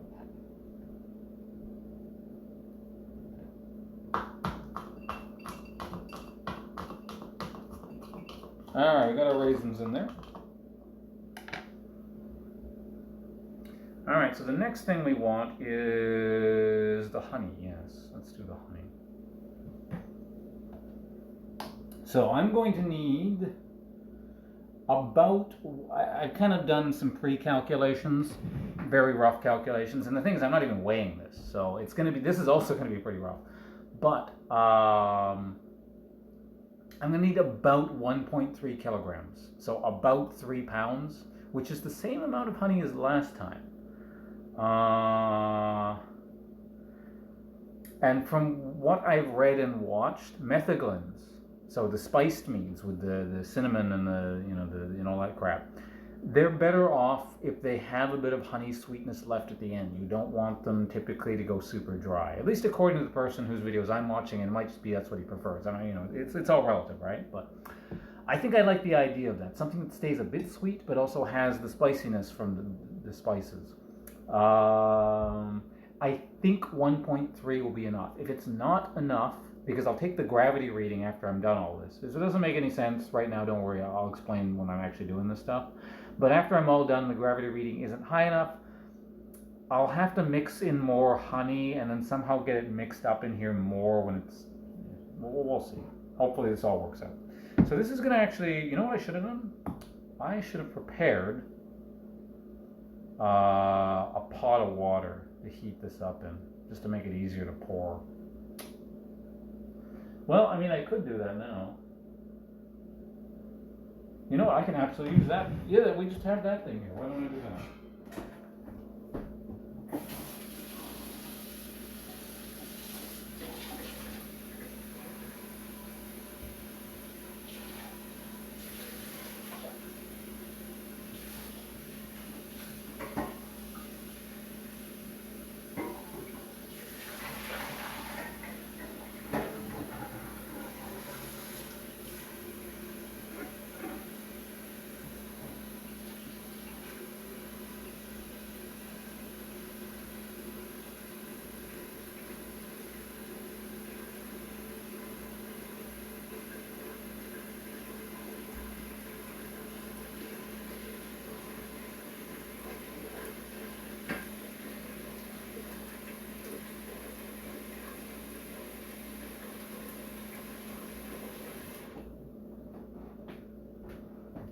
Isn't this so much more fun when you just make shit up as you go along? It's like, hey, I got a better idea. Alright, so both these honeys can just kind of sit in, I guess you can't see it. Let's move that out of the way. So yeah, this is just filled with a bunch of warm water. By warm, I mean actually it's quite hot. It's as hot as you can get out of the tap. So I think that's probably about like 150 degrees. Fahrenheit-ish. If you use the freedom units. Hey, Tofu! Thanks to the host. I just saw that. It's kind of hard to see because I'm, streaming from my camera here. But do appreciate that. Welcome everyone coming from your channel over there. Was it, were you doing some more Street Fighter today? Or how are things going here? Or was it more Genshin Impact? Or were you doing something new? Also, Gamble, how you doing? Or Bye. I think I said we're going to go with Bye, so everyone knows who I'm talking to. But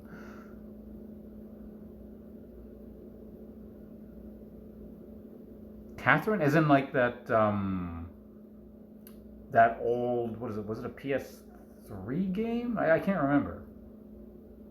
The one that's got like that puzzle PvP component for the online thing, I think. Yeah, I know of that. I've never played it, but hopefully that went for well for all you guys over there. I'm sure Tofu put on a good show regardless. So. By the way, you guys missed the wine earlier. I finished the wine. It's all been bottled. This is the last little bit that was left that wouldn't fit in any bottles. So it turned out quite nicely. So I'm going to be drinking a bit of that.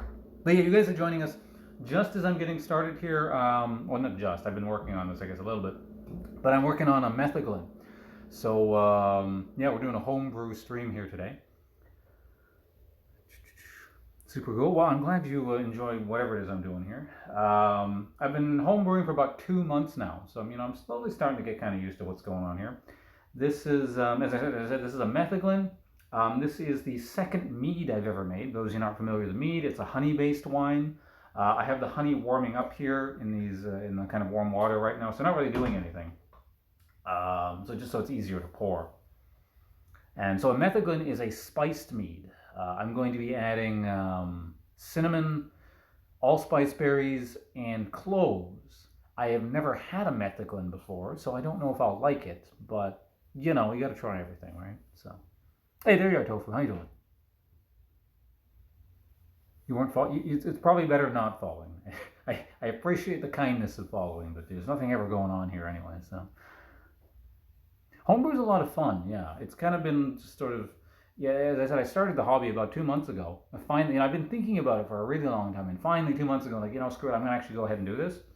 And since then, it's just been one of those things. I don't know if any of you guys in here are like this, but some people like me, I'll find something that I just really like the concept of, and then just my brain fixates on it. Doesn't really think about too much else other than that. That's what my brain's been doing with homebrew for the last little while. But anyway, I think the honey should be good by now, right? Is it any more? Yeah, it's looking a bit more liquidy. That should be fine. All right, so I'm going to need all of the honey in this thing here, and I'm going to need about 1/3 of the honey in this one. So I guess I could leave it in there. Also, my tea is steeping, so I'm going to get that out of here.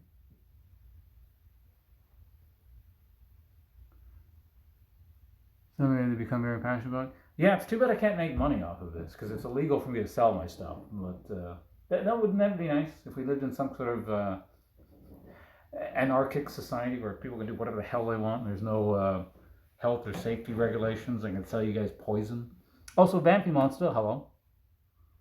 The wine is very good. The wine is right here. I finished it. I finished it and it's all in bottles now. We're working on the Metheglin, the spiced mead. You'd buy the poison. Technically all alcohol is poison, so I wasn't really lying. Let me get the... So for those of you coming in, this is kind of like I'm all over the place right now, so it's hard to tell what I've been up to and what I'm starting. But I have some black tea steeping in the background here, which is going to go into here. And I'm just going to go take the tea bag out. I'll be back in a sec.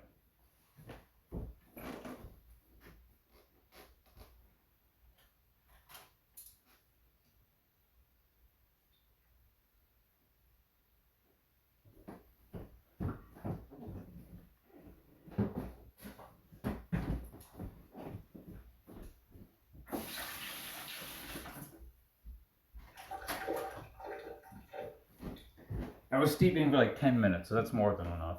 It's not like we're drinking it, so it's not a big deal. But anyway, let's get to all the honey in here. So, this is the one that's unopened, right? Yeah. So literally 100% of the honey from this thing needs to go in here. This might take a little bit because it's got to go through the funnel and it's sort of a viscous thing. So, oh God, this is... I should have heated it up more.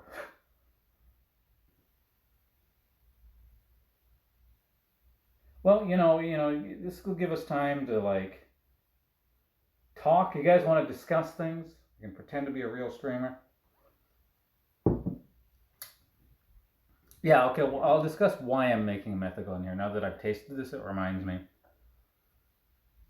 So this honey is the original plan. And for those of you guys who have been here a while, this is the third time I'm telling the story, so you're probably tired of it, so too bad. But originally I was going to make a cloudberry mead. Cloudberry is basically the Scandinavian equivalent of salmon berries as far as I can tell. And, I was thinking, oh yeah, it'll be very sort of Nordic Viking-y mead sort of thing, because that's usually what people associate with meads, despite the fact that meads, aka honey alcohol, has been made all over the world and is associated with many cultures, not just like Vikings and all that. But, thematically, it was kind of amusing. So I found some cloudberry jam in IKEA the other day, and I think, okay, we'll do this. Also because I was looting cloudberries in Assassin's Creed Valhalla the other day. But anyway, whatever. Let's move on. Then I bought this honey. Oops, okay, we can get a bit more in there. Then I bought this honey at Winners. And this is like some kind of actual proper branded honey, but it's also the same price roughly as if I bought like Compliments Safeway honey, or what is Compliments is Safeway, I think, isn't it?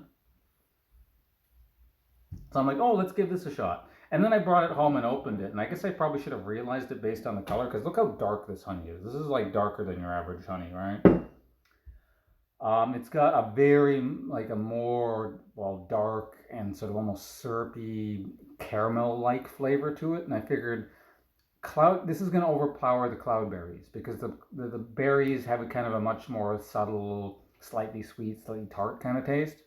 And it'll just taste like the honey, most likely, would be my guess. I don't know, this is me theorizing. So I figured this kind of heavy, syrupy sort of honey flavor would probably work better with a spiced mead. So I think, okay, we're swapping gears here, or changing gears here, and I'm gonna go and make this a spiced mead instead. So that's again my theory. We'll see if it works out. And let me get caught up with you guys.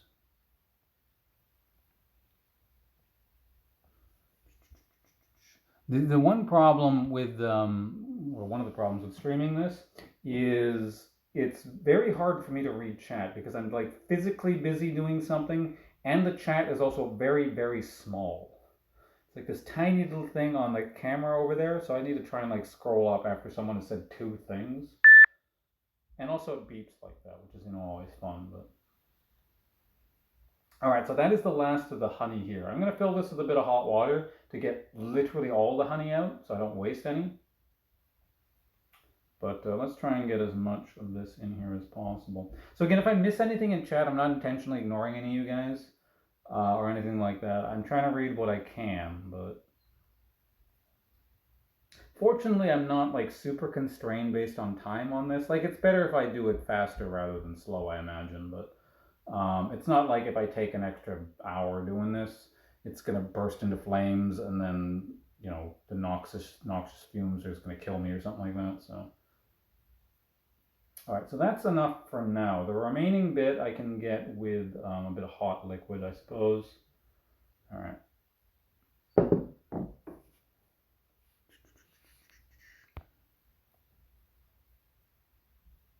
It is illegal to sell this, yes. So long as it's just me drinking it or I'm giving it away, it's legal.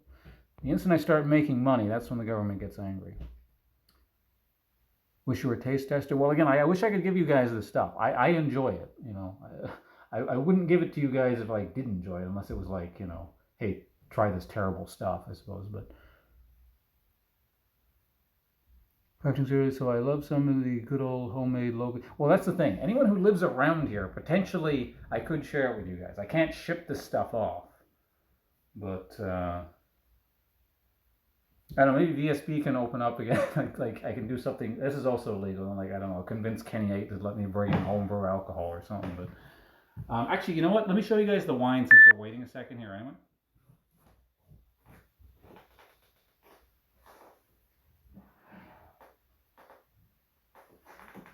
So this is the only clear bottle I put it in, But this is the wine here. It came out really nicely, very, very clear. Um, I made roughly about how many bottles? Like five. It made about 5 or 6 bottles.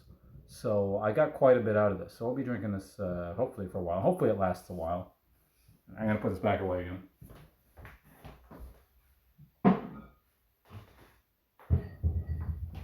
Incidentally, again, that was an old Canadian Club whiskey bottle. So yeah, you can repurpose all kinds of bottles. Oh, come by.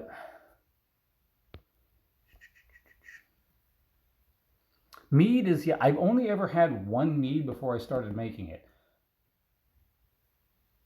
I don't know, should I say my mead is, let me put it this way. I like my mead much better than the one store-bought one I had 10 years ago or whatever it was. Drag a monitor out next time? You mean like out in my kitchen or? This is regular. Yeah, I mean, it's some kind of proper branded honey, which is why I wanted to try it. It's, this is, I think, wildflower honey. I'm not sure. It's from Quebec somewhere. I got it at Winners. So it's one, like for those of you guys who've been to Winners, or I think Canadian, Winners is Canadian specific, I'm not sure. But Winners has like that area in the back where it's just like a, see, this is the incorrect usage of the term random, but if I say random, you guys can get what I mean. So I'm going to say random. Like a random assortment of just crap that doesn't really fit in any other category. There's a bunch of honey in the local Winners that Winners around where I live. So I just picked up some honey. You're going to drive over. If you want to drive all the way out over here right now, I will give you a bottle of wine.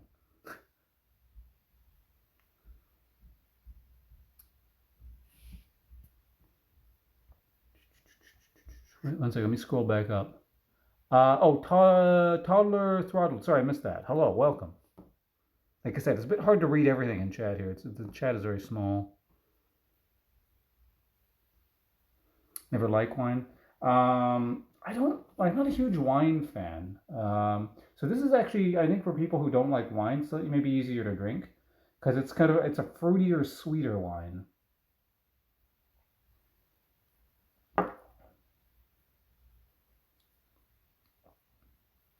Incidentally, the one time I've had mead, mead has a reputation of giving worse hangovers. That certainly was the case. That damn beeping was the case with the one mead I had. I drank like a bottle and I had a pretty bad headache the next day. Anyway, let's do things.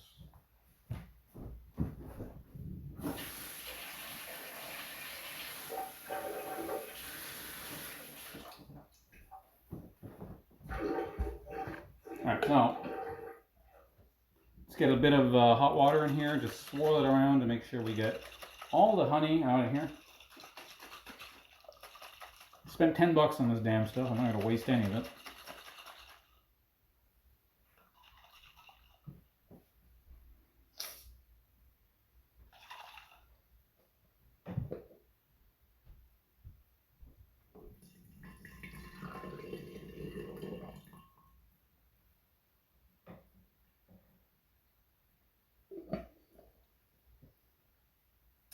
So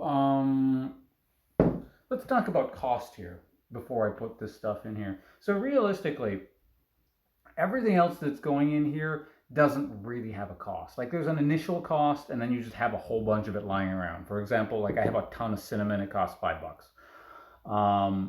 So I'm not, if you want to factor all that in, it's maybe $1. Really, the only cost here beyond like initial equipment costs and all that stuff, which is pretty cheap too. The only cost for me to do this is just in the honey. The honey cost me $20. So you could basically say this gallon jug of mead is costing me about $20. So let's just round up to 25 because we can. Let's just say 25. This will get me about 4 to 5 bottles of mead.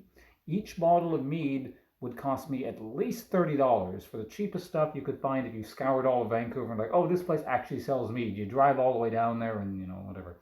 So functionally, it's 4 to 5 times cheaper. And it's probably going to be better. Granted, you know, I haven't bought store-bought or had store-bought meat in a long time. Maybe it's improved. I don't know. And not to say that the stuff I had was bad, but man, the stuff I made and it's in the cabinet over there is legitimately good. It's not just because, you know, I'm biased because I like it or I made it or something. I really like what I made. So, oh yeah, right. We got to count the high cost of water here in Vancouver. We're basically in the desert, so. Want to try making your own meat? What's the thing? It's fun too. Like, I mean, if you find it tedious and it's not a process you enjoy, sure, it's cheaper, but it's not worth it. You know, just because it's cheaper, I don't think is a particularly great reason to do this. I really like the idea of doing this because, you know, on top of that, I already like cooking anyway. I cooked on and off, you know, as a job before I started streaming and while I was in university for like 8 years. And it's, you know, it wasn't just a thing I did. I like cooking, so it's kind of like that. And honestly, what I've always found more interesting in terms of like treats and snacks and or even foods and stuff is not I don't like solid snacks and treats as much like your candies, your chips, and your chocolates. I've always found liquids far more fascinating. So this works for me very well. Anyway, we need to get let's get this out of the way because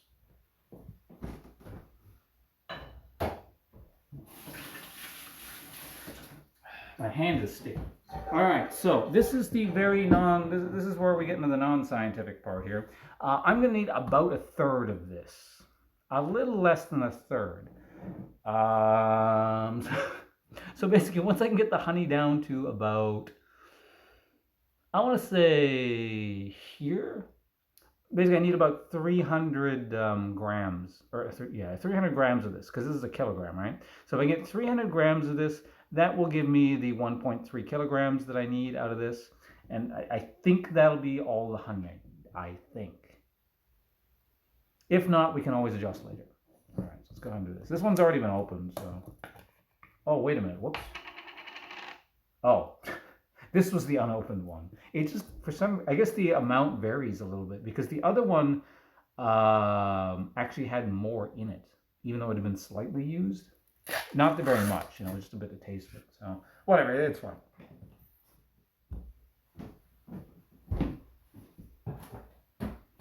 I think this is one of those your mileage may vary kind of things with how strict and precise you want to be with the science of all of this. You could have a scale and, you know, zero the scale and do all that crap, but I don't have a scale and I don't want to buy one, so. Drinks are the quickest way to get you to like someone. I mean, is that true for me? It probably is. I don't disagree with the sentiment. Oh, any drink. Okay, no, for me, I have a few more standards than you. You gotta buy me alcohol.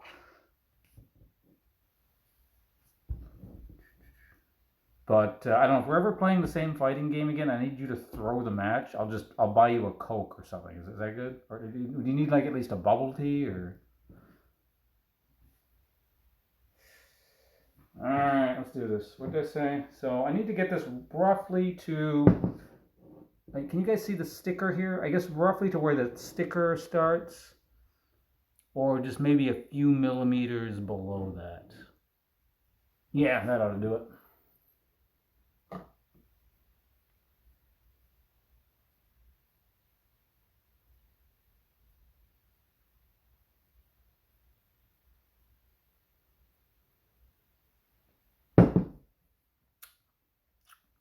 You got to keep in mind, I can always add more honey, but I can't take honey out of this.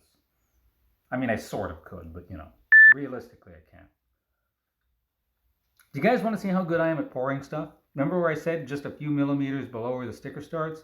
Just free pouring. Look where I got it. Look at these skills. All right, that should be enough. Do I want to add more? I feel like I want to add a tiny bit more, just a tiny bit more. So I got it perfectly where I wanted to, and I'm just changing everything. But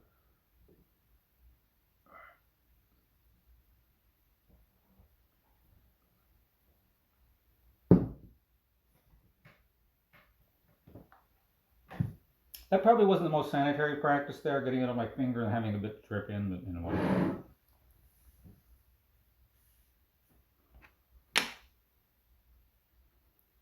Pineapple juice? Alright, if you ever need to bribe you, I'll keep that in mind. Okay, is that enough? I'm going to say that's enough for now. Next step is the tea.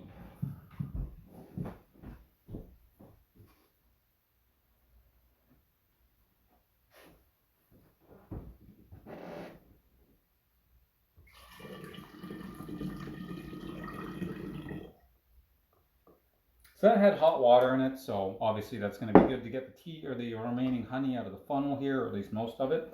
I just remembered something. God damn it.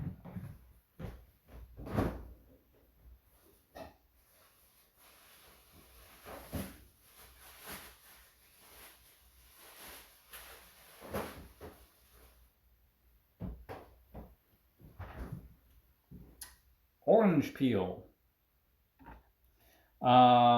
Yeah, I totally forgot that was one of the ingredients I wanted to add. So let me just wash the orange real quick.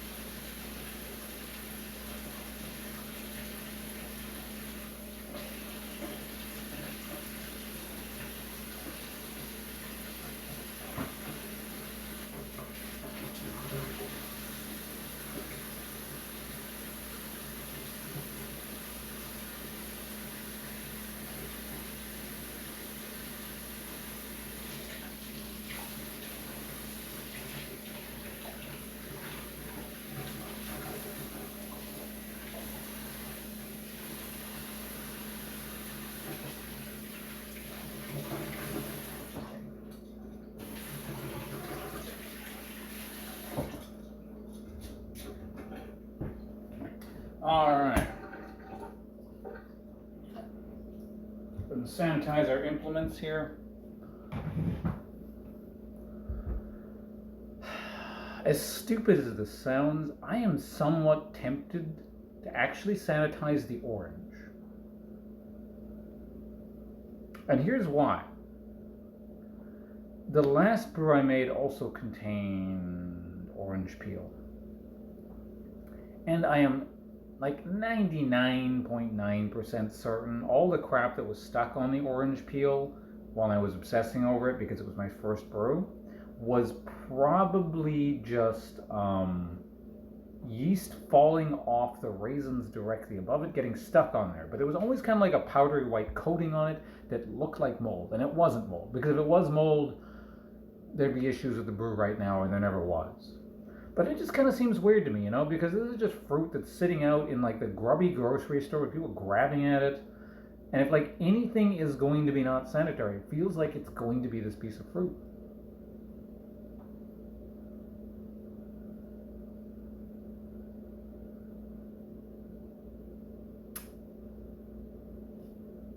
How much could it hurt to just dunk this into the sanitization liquid? I mean, I'm going to eat the orange later anyway. Fuck it, I'm doing it.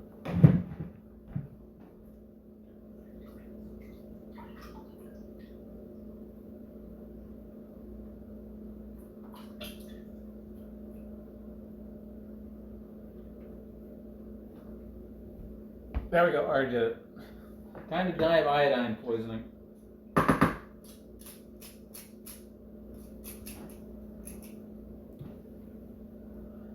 Now, I need to be careful to not get too much or really any of the pith in here. So I'm using my really... I could clean this more. This is not exactly the peeler I wanted to use is the thing. I couldn't find my other one.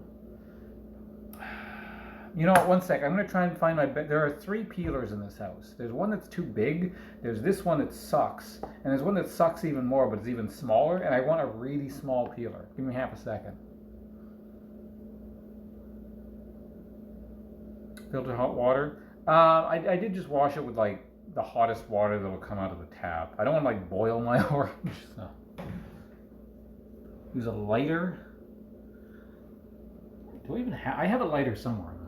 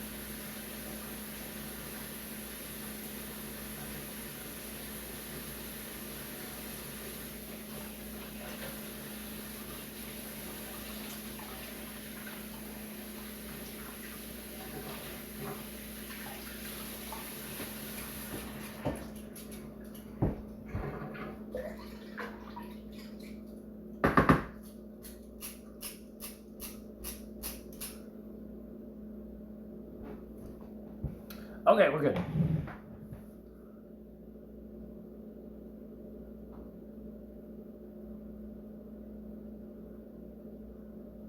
Oh shit, yeah, you're right. I could use the... I do have a grater with probably something... Well, no, because then I... No, I don't think I have a one that will work for that. I know what you mean, but I don't want to get like shitty little bits in here, is what it comes down to. I kind of want like longer strands. If I'm very gentle with this, I feel like I can get what I need without getting any of the pith. Although it looks like if I do it this way, because the thing is, this isn't actually an orange. This is a mandarin. Yeah, actually, you know what? Yeah, let's use a grater. It's fine.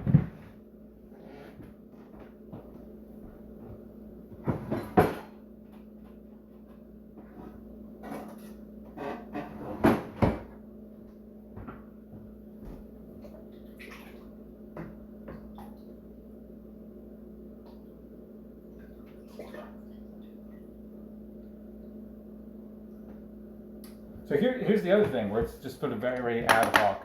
I don't know if a mandarin will work fine or not. I imagine it will, but you know. Alright, let's just go ahead and...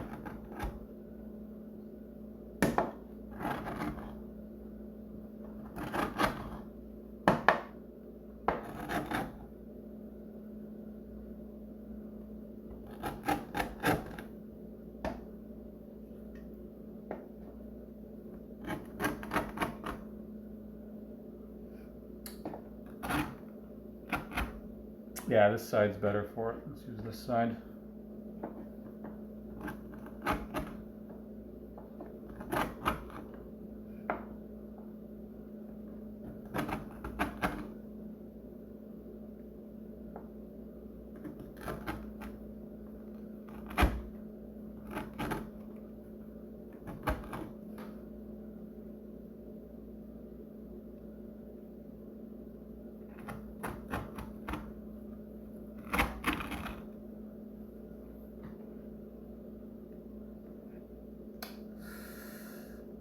much do I want? Not too much, I think.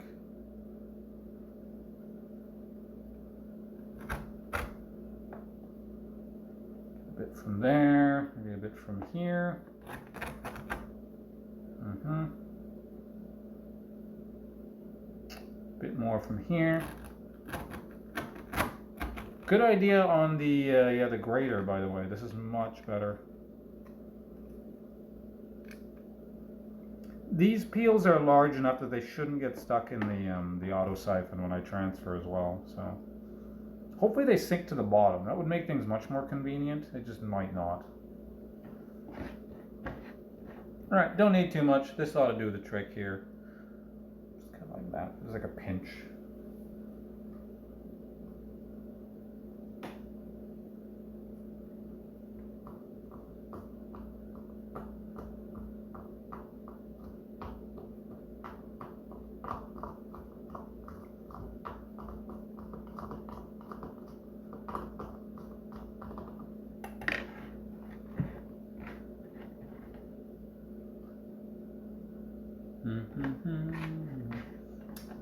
This feels like it's a lot less than the orange I used last time, but I mean, it should be about the same.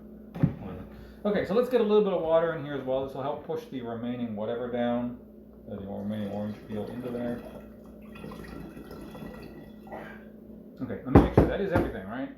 This is also disjointed because we're talking so much. Really, it's your guys' fault, not mine. But yeah, okay. So we got the raisins in here. We got the honey in here. We got the orange peel in here. We got the tea in here. Water is now going in here. That is all for now. There's more stuff going in here, but that's all for now.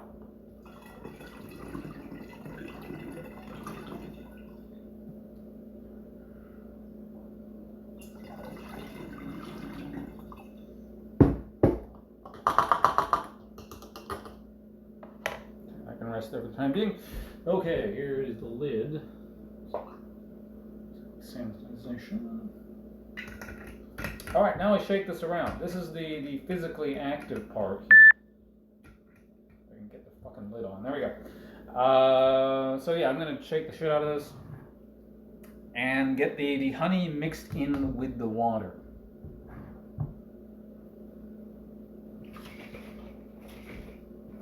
And given the amount of honey that went in there, this is going to take a little bit. So you guys might want to... I guess I can do this sitting. I don't have to be standing up.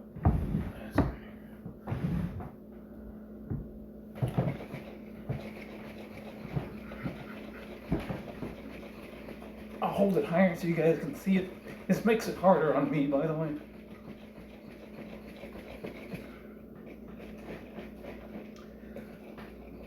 So, the YouTube videos I used to watch to first get into this hobby, the recommendation for how much you want to shake this with honey and stuff is shake it until you think you're done, and then shake 2 more minutes.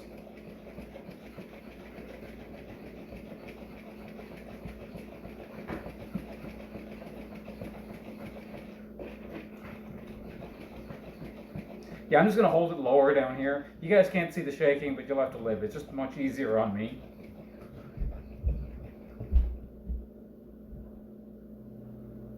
Yeah, I don't use too many like zest things in anything, so.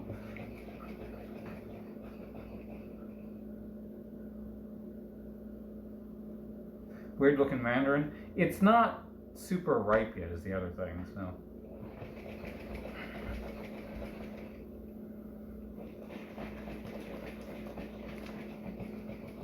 I mentioned this before, but if you ever want to like basically spot anyone with extensive martial arts training, whenever they're doing anything like physical, if they're putting more hip movement and general full body motions into stuff, it probably means they have either some kind of combat training or like combat sport training or done a lot of martial arts.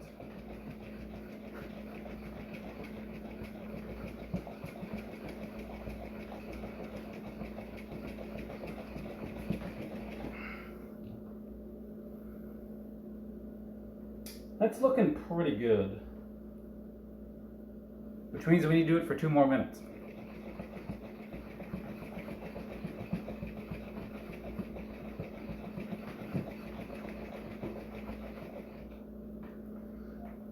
And get my hair out of the way.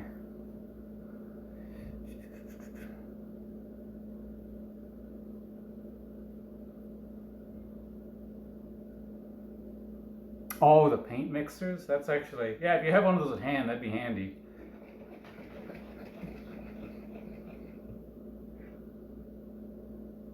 Swung a baseball bat. I guess that would make sense. I've never really played baseball. The one thing I did notice about baseball is, I played a couple times when I was a kid going to like high school and stuff, part of gym class.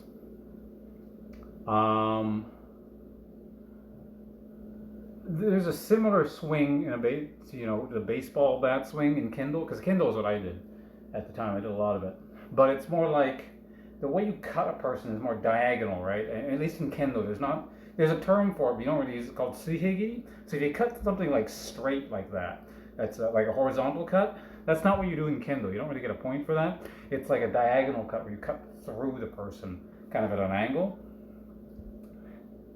So that's not great for baseball, but it's like what I have the muscle memory for. So I would hit the ball 100% of the time because, I can hit things accurately, but I would default to this diagonal swing. So I would always hit it, but it would be like this bounding ground, or what is it called? Like a bouncing ground ball like thing where it would go straight down, hit the ground, and then just go flying up. So it would, consistently get me to like first or second base or whatever, but it would never be like a home run swing because it would always be going downward. Called a bolt. Oh, so that's an actual proper baseball thing? Well, that's cool. I was doing something correct then.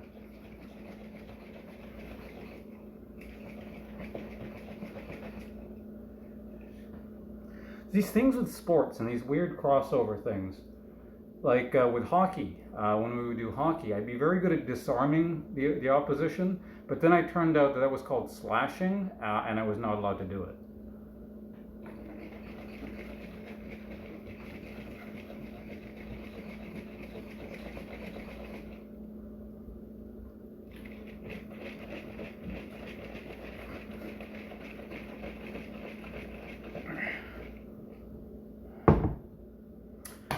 All right, I think this mead is sufficiently shaken up.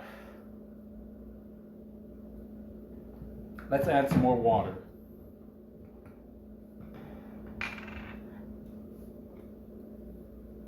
So the reason I didn't fill it up all the way to the top is, it's pretty self-explanatory. Man, I'm out of shape, I'm tired already. If I filled it to the top and I had to mix it, that would be a lot harder to mix, obviously, so. Which is why I hope I have the honey ratio correct right now, because if it's not, man, this smells so strongly of honey now that I've opened it. Like the honey fumes. If this was alcohol, I'd be drunk. But it's honey fumes, not alcohol fumes. It smells so strongly of honey. It's quite pleasant.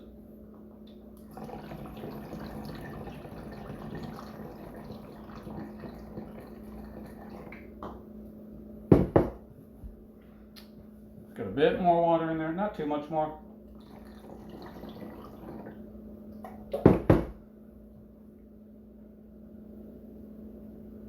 Now we can do a bit more now. Okay, that's yeah, that's a good amount. So I want to leave a bit of space here. The camera's a bit far back from where we're at, but you can probably see there's a good amount of space between here and the top. It's just barely over this shoulder point where it starts to become concave. Yeah, concave. So I need a bit of room here for when this starts fermenting. It gives room for things to like foam up and just do fermenty things. So may get caught up with you guys in the meantime. Diamond had the dirt packed very heavy to the point that like concrete, so they would allow was Baltimore cheating? Is that what it was? Man, I want a little bit more water in there, because the thing is, the more water I add now, the more finished product I have in the end. I mean, I can always add more later, but it sort of complicates things. So, Okay, tiny bit more, tiny bit more. There. All right, so I obviously mixed it up already, but to get this completely mixed with the new amount of water, we just need to shake it up a little bit. I don't need to like dissolve the honey at this point or anything. This is just to make the liquid homogeneous.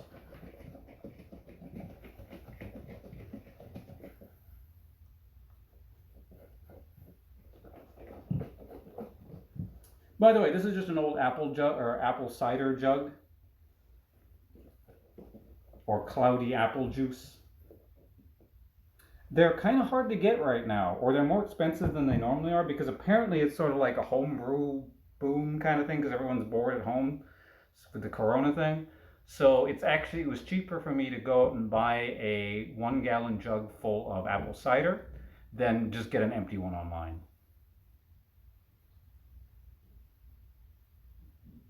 It's just skirting that. It's a creative use of game mechanics.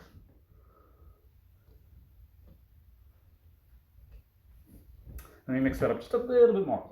Because if it's not fully mixed, I don't get a good reading, and then what's the point of taking your reading if it doesn't mean anything, right? All right, there we go. Hopefully we don't need more of this honey. I'm just kind of putting it away right now. There we go. It's got honey all over. I gotta wash that jar in a minute. I'm getting honey all over my fingers.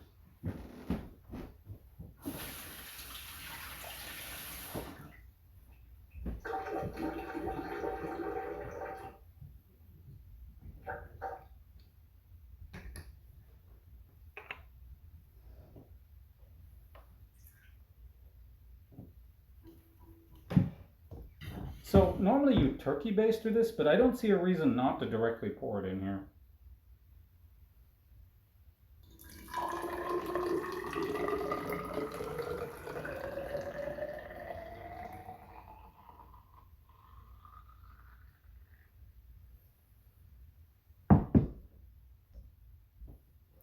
Okay, did I wash my hydrometer? I'm pretty sure I did. Yes, I remember doing it specifically, but let's do it again anyway.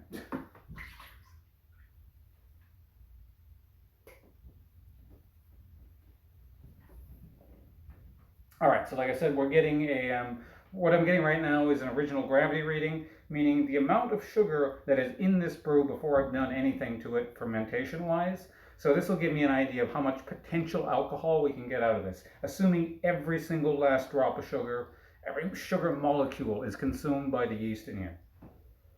The value I am looking for before I put it in is something between 1.120 and 1.130-ish, I think. I wrote it down somewhere what I wanted. So hopefully I put in roughly the right amount of honey.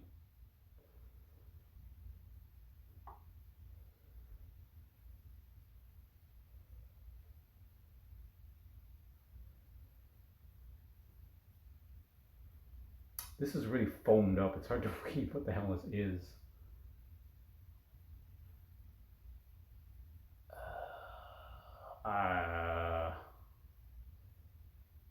That's actually a new problem and annoying. I can't read the number. Whatever it is, it's actually not high enough though. It's 1 point. Wow, really? Huh. This is only 1.09 something.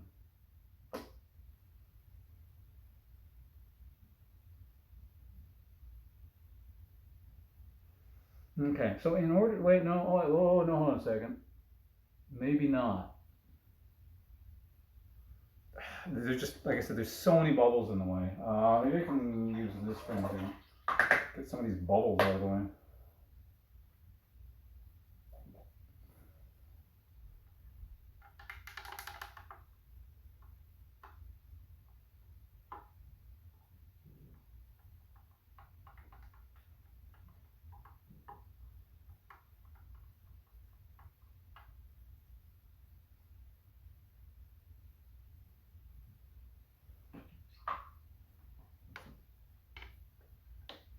So it's taking longer than I'd like, but yeah, it's kind of, well, it's important-ish that I get it right reading. I don't need a super accurate reading. It's not the end of the world if I don't, but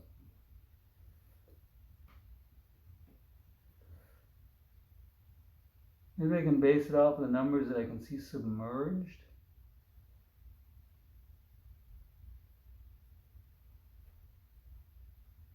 Yeah, I don't know if you guys can see back there, but yeah, there's a really thick layer of foam at the top.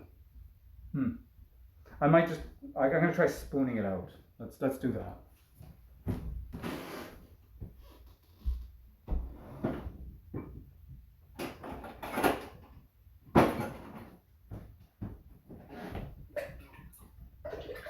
Everything I bring over from the cabinet over there, I'm sanitizing first. Interesting problem though. I've never had this before.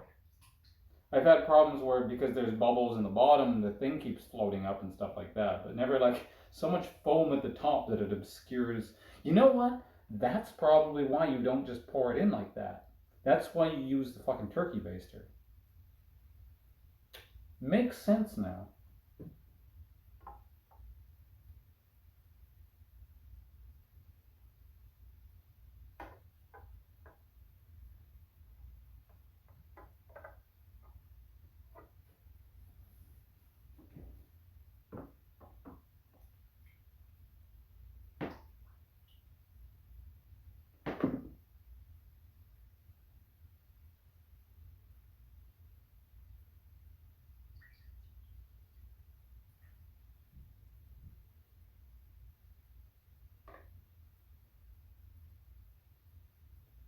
Okay, let's try this again. Maybe put it in a bit more gently.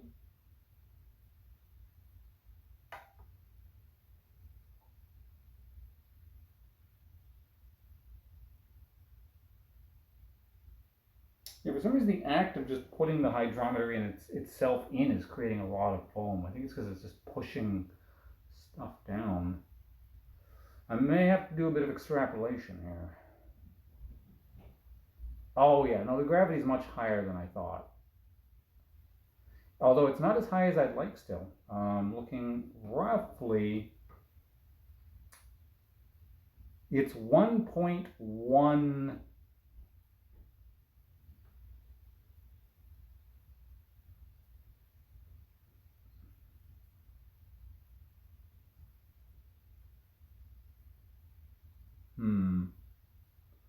What is this? Yeah, sorry this is taking so long here. It's a bit of an unexpected little issue.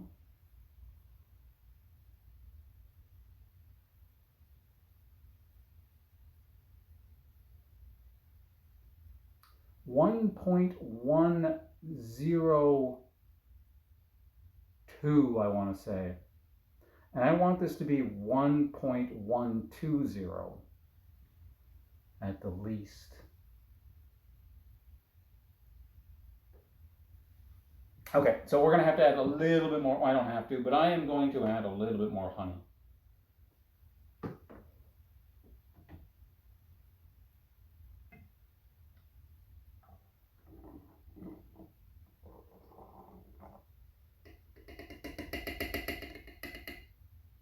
Which means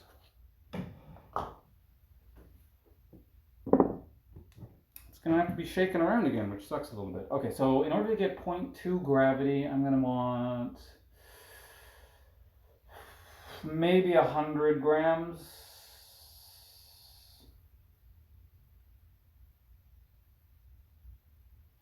So I got to eyeball about 100 grams worth of honey here. It's not going to be a lot.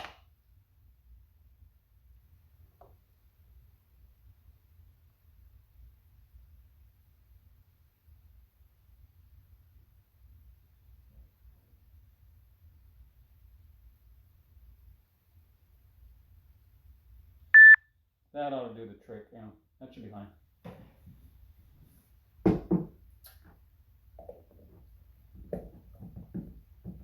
Get this honey, yeah. I'm going to go put this honey over here. The bottle is just way too sticky.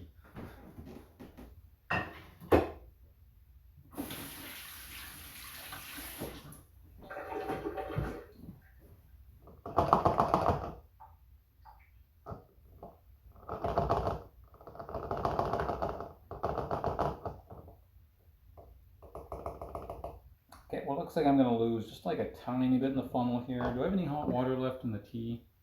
Not really. I don't want to pour any more water in here, so well, there's a tiny bit.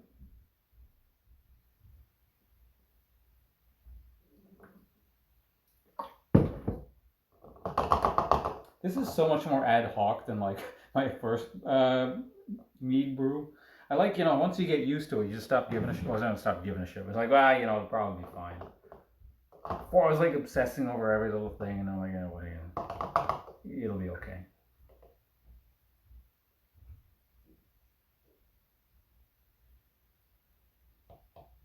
Of course, here I am, as soon as I talk about not obsessing, I'm insisting on getting this last drop of honey.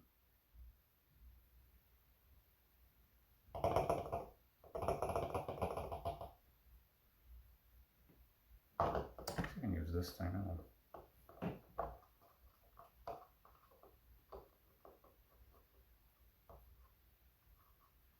There was actually quite a bit of honey trapped in there. I didn't realize that.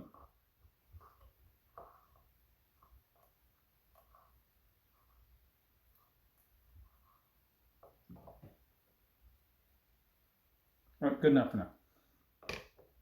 Okay, we'll go there.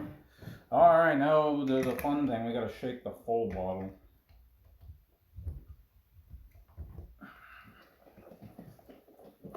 It's not nearly as much honey, so it should mix in much easier, but... Ugh. Hey, Mr. Chalk, how you doing?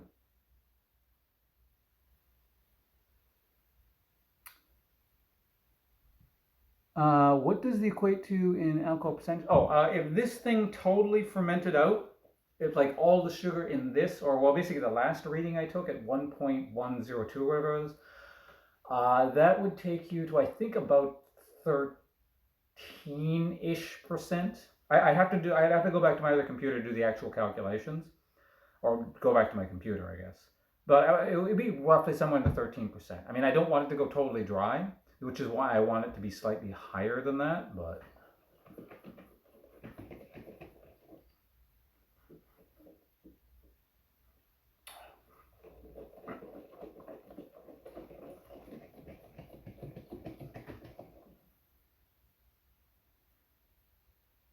Turkey baster? Oh yeah, to prevent the... Well, normally it's not just for that, but I think that actually would prevent the foam to a degree, yeah. Actually, hold on a second. I need to... There's foam stuck in this thing, so I'm going to go wash it real quick.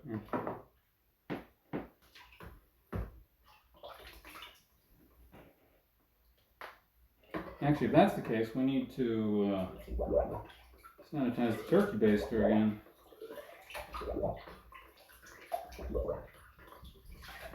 So the shaking is on hold a sec. The other thing too is the last time I made my mead, none of this like specific gravity stuff came up because I didn't even own a hydrometer at the time. So I just like put a bunch of honey in and was like, whatever, it'll work out. This I wanted to have actually a rather specific flavor, or rather have a specific flavor idea in mind, so.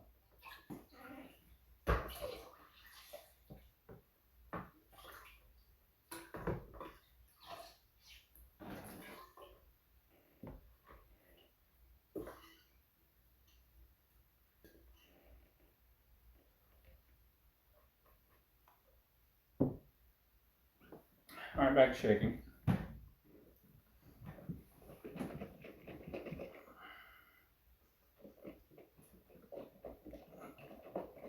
Yeah, I can see the honey stuck at the bottom of the thing.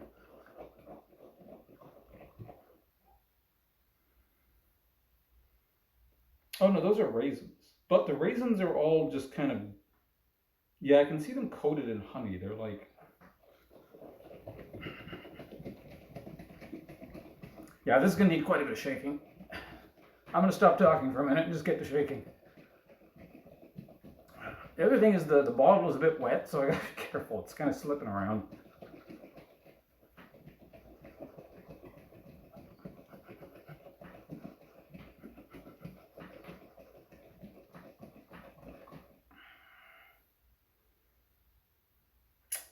Still see it's stuck to the bottom.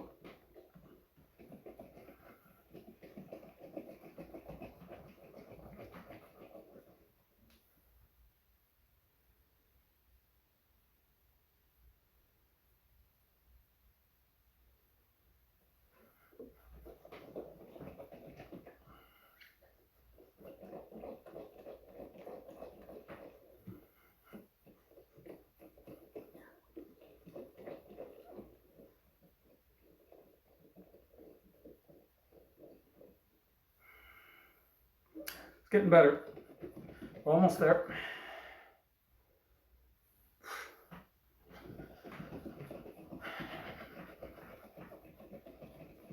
Man, when I started like doing the brewing thing today, I wasn't expecting to get a workout.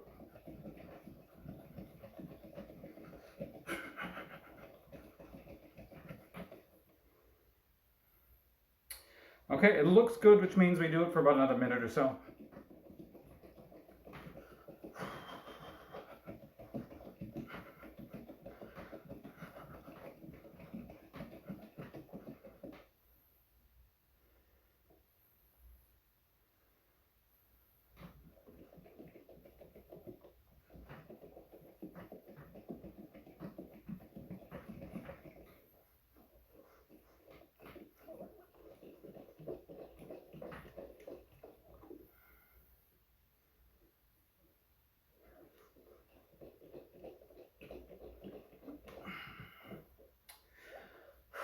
All right, so if this is not enough to get it to the gravity I need, I'm probably going to leave it alone, and I'll just back sweeten at the end if it goes dry.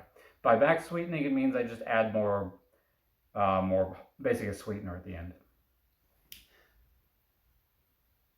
The thing is, I have to know when basically all the yeast is dead and when it's reached its tolerance, because if the yeast is not done turning stuff into alcohol, or sugar into alcohol, and I add more sugar, it'll just keep fermenting,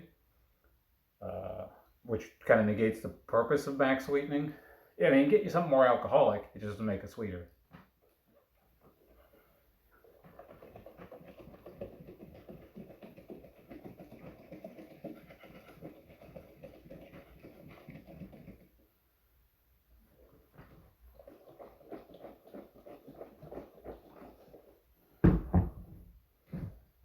All right. Let's try this again, but this time I'm going to use the turkey baster properly instead of just pouring it in and potentially worsening this whole foam problem.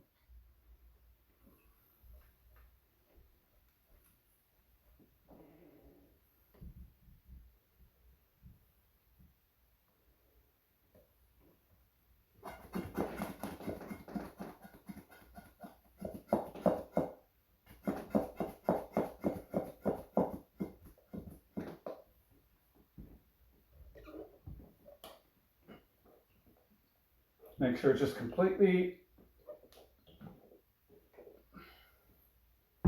shaken up when we go to actually get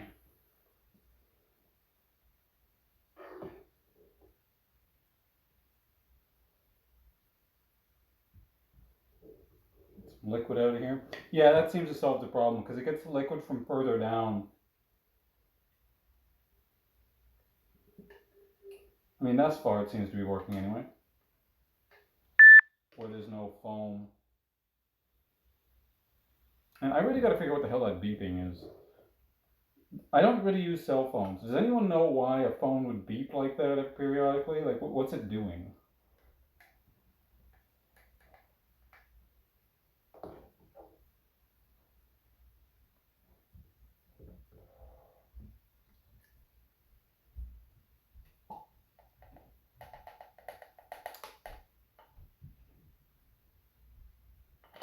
That should be enough because it's going to float quite a bit. One of this just in case. All right, hydrometer in.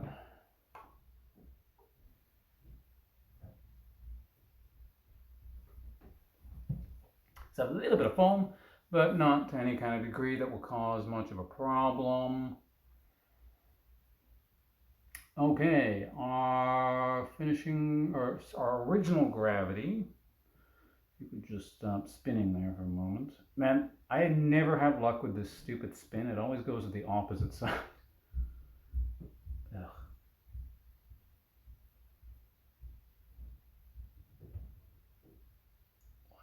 2,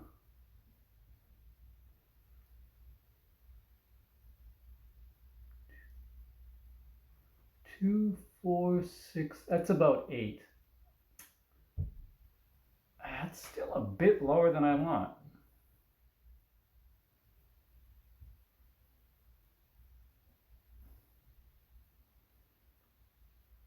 I am just so tempted to add a bit more honey in there. I only already got about halfway where I wanted to go compared to when I last did it.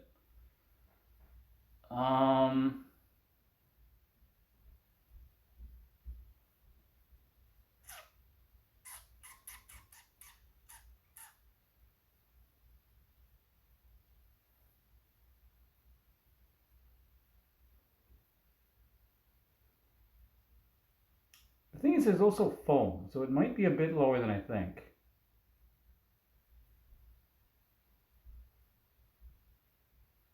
Actually, yeah, no, it is lower than where I can see it is. So it's probably about 1.10 or 1.110, I should say.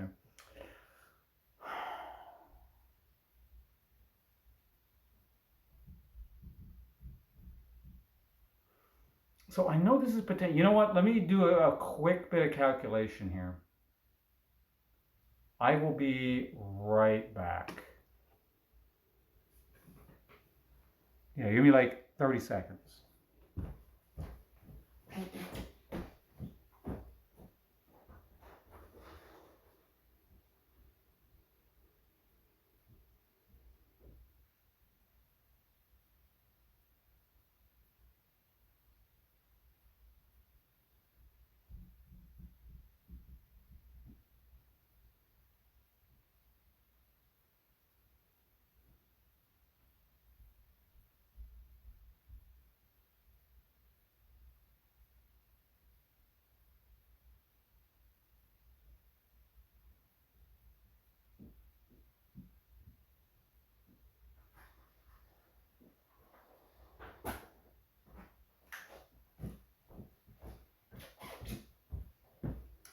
You know what? I'm gonna, if I put the exact same amount of honey that I just put into this, what is it, like 4 minutes ago or something, 5 minutes ago, I will probably get the exact amount of sweetness I need, or that I think I want.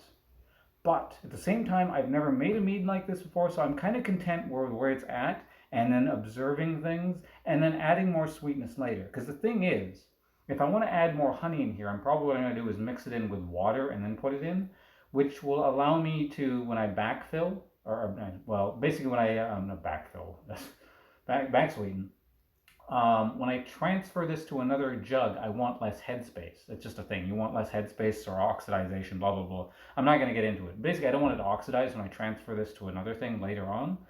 So I think that will work out, because that's what I did with my last mead. In order to get rid of headspace, I put more, after it was done fermenting, I added honey into boiling water and then cooled the water down and then filled it up. And then that sweetened things up a little bit. So if I need more sweetness, that is what I'm going to be doing. Rashido, thank you very much for the host. Much appreciated. Welcome everyone coming in for your channel. And hi, we're just finishing up making my mead here. So my Metheglin. Oh shit, there's still honey in here. Well, you know, whatever. There's honey in here. There's honey in here.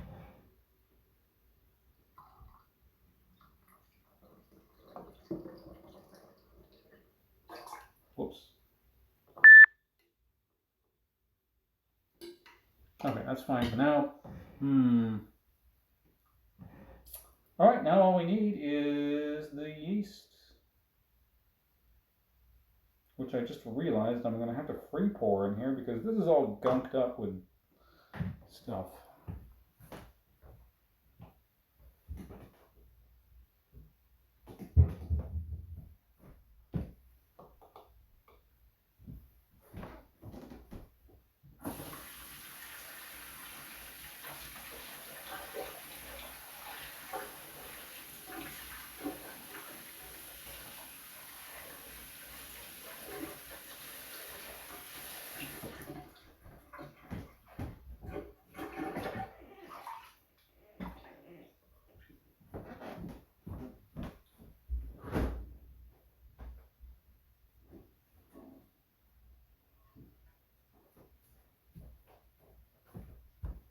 Here's my yeast.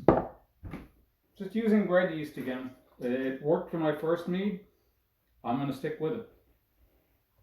I technically have some champagne yeast as well, but that's going to be too potent for this brew. the champagne yeast will 100% make this completely dry, and I don't want that.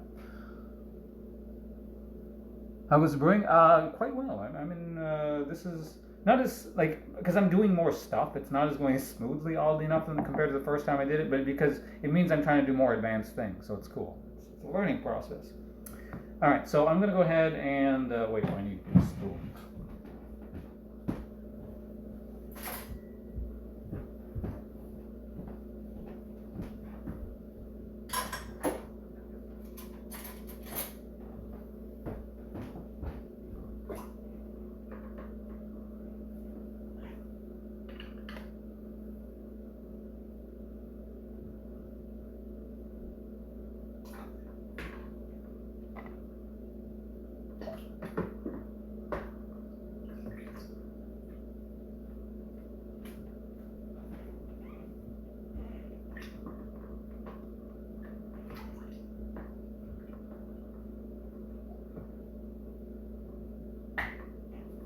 I'm still here, just cleaning stuff off camera.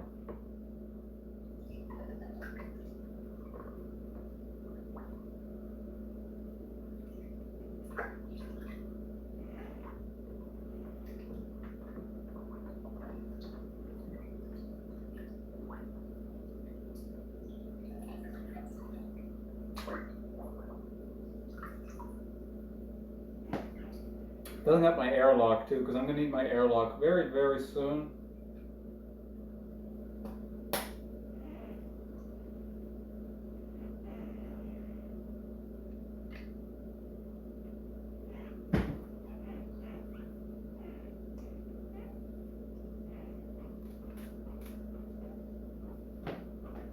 So, this is going to be a little bit damp, but ideally I want the funnel as dry as possible so none of the yeast gets stuck to it. But you know, if it tiny gets stuck on it, you know, it's not the end of the world. Alright, now the spoon I want dry because I don't want the yeast getting stuck to the spoon. So the last brew I used about 1.5 teaspoons of Fleischmann's bread yeast. I use quick rise. I've heard people say quick rise doesn't work. That is false, because 2 out of the 3 things I've made have used this yeast, and it's gone up to 13+ % alcohol. So maybe I got some kind of super batch, but this one is working absolutely fine. And I used 1.5 teaspoons. This one I'm actually going to go up to 2. I'm going to use 2 teaspoons here. Tiny bit more because like some of it's just sort of stuck on there. So it'll count for that difference. Let's go ahead and do that. You know what, we can afford to just maybe, like a a few drops of water here just to get some of this off. Not too much.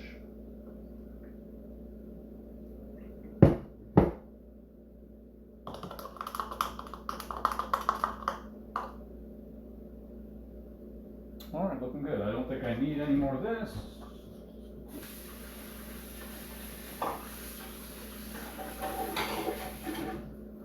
Get rid of that. Alright, one final shake here. Actually, let me put the bread yeast away.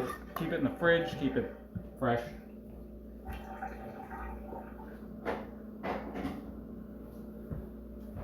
Also, you know, my fridge was still open. So. All right, so one last shake here. This is just to get the yeast all mixed in, get the brew even more oxygenated. So we don't have, and I just don't have yeast floating around at the top for no reason.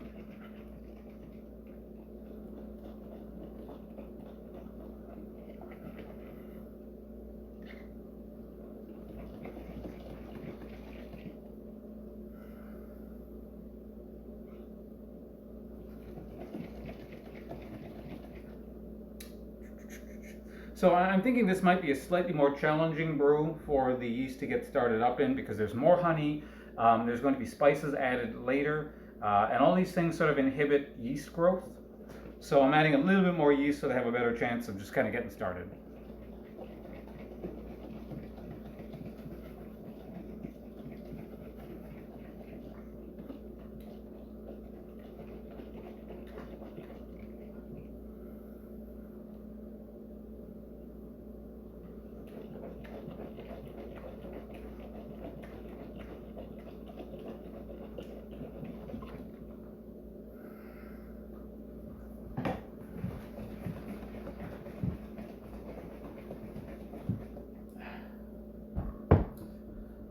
All right, we don't need to mix it up that much.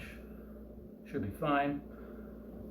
Let me bring this close to you guys. I want to. Can you guys like see all that stuff floating around in there, swirling around? See all that yeast? That's the wonderful stuff that gives us alcohol. Oh, Rashido, you're off. Sorry if I missed you, but again, thanks to the host. Thanks for stopping by before you're heading to bed there. I'm actually almost done making this. So, does anyone know what time it is, by the way? So, could someone perhaps give me the time in Pacific Standard Time? Or if you don't know what that is, whatever your local time zone is, and I can maybe do the calculations. And by calculations, it's probably going to be EST and I just -3 or something like that. But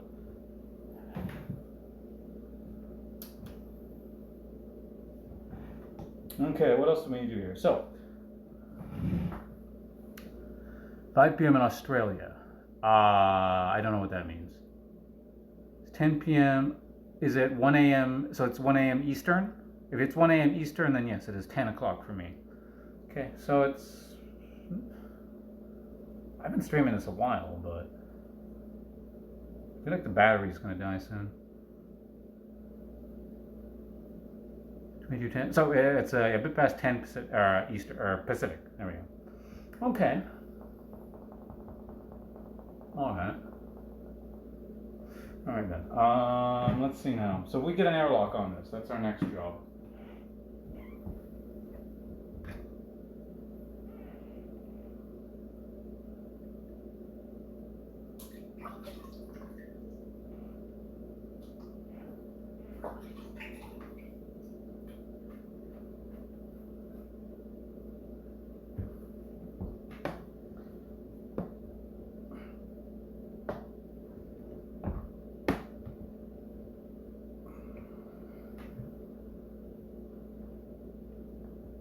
Okay, that's about right. There we go.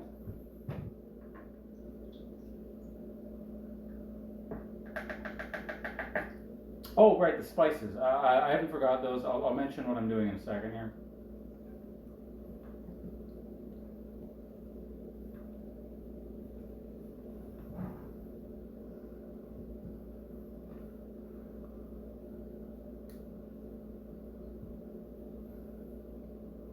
Okay, so remember I said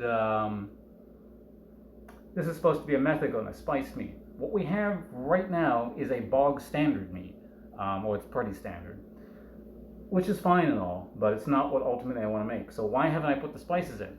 This is not based off of anything specific I've read or seen or anything like that. This is me. This is kind of intuition. This is me guessing and at least trying to innovate, I guess. Allegedly, the spices make things difficult on the yeast. They have antibiotic properties. So the biggest problem the yeast can have is getting started. Like you just put them in, they're acclimating to a new environment. They need to get going and produce a colony and then start fizzing up and bubbling up and producing CO2 and doing their thing, making alcohol.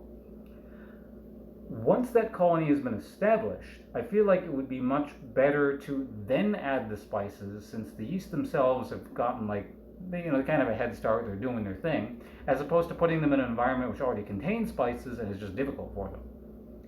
Since the spices are supposed to remain in here a month anyway, I don't really see what the difference 1 or 2 days at the beginning is going to make. So what I'm doing is hopefully improving the odds of the yeast being able to do their thing, while still also spicing it. So what I'm going to be doing probably, and I'm not going to bother streaming this, is just I'm going to explain what I'm doing so you guys don't have to see it. But literally, when I see that the yeast is doing its thing, I can see my airlock up here bubbling, and I see, actual bubbles, not just foam because I've been shaking it around at the top and stuff like that. Clear signs that the yeast are producing alcohol. I'll just open this up, and I'll put in 1 cinnamon, I'll bring it up so you guys can see the spices.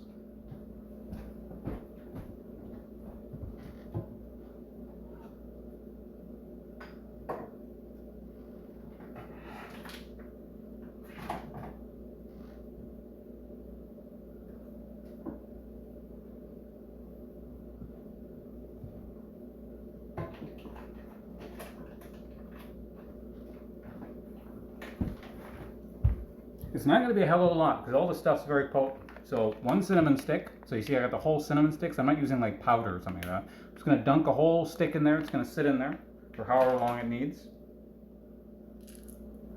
I got whole cloves. So I'm going to put 2 of those in there. Doesn't sound like a lot. I was reading cloves will really overpower stuff, and yeah, that turned out to be correct because I put 2 cloves in a gallon of cider. It did the trick. 2 was enough, so we're sticking with that. And 6 to 8 allspice berries.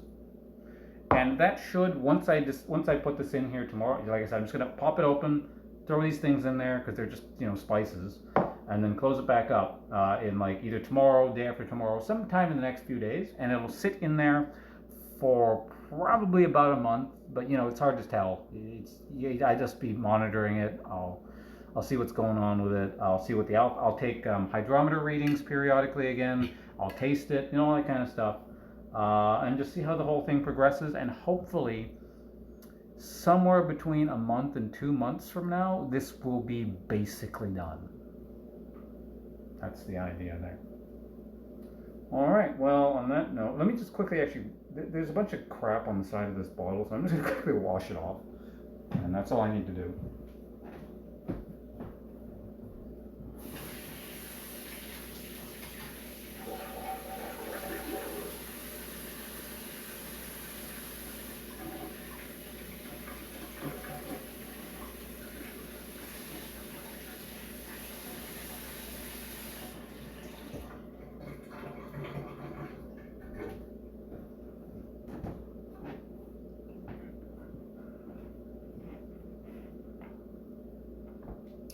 I have a towel over here. This is where I'm drying all my stuff. It can just sit over on top of the towel for now.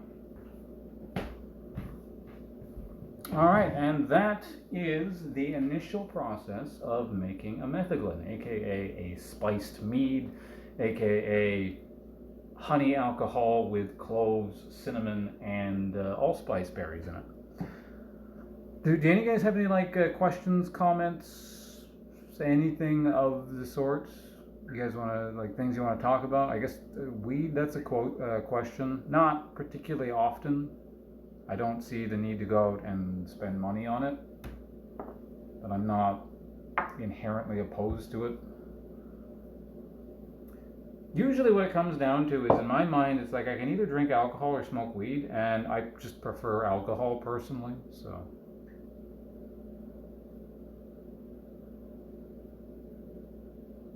Don't forget Star San. Oh yeah, I use actually Ios. What is it? Iostar? Iosan? What is the iodine-based version? But yeah, everything's already been sanitized. Everything that went in there was sanitized.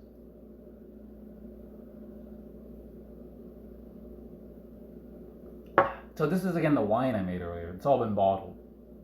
This was very successful. I'm pleased with the wine I ended up getting. How do you sanitize? I can bring it out. Hold on, let me move some of this crap out of the way. So we don't need the spices. Let me just go put the spices away real quick.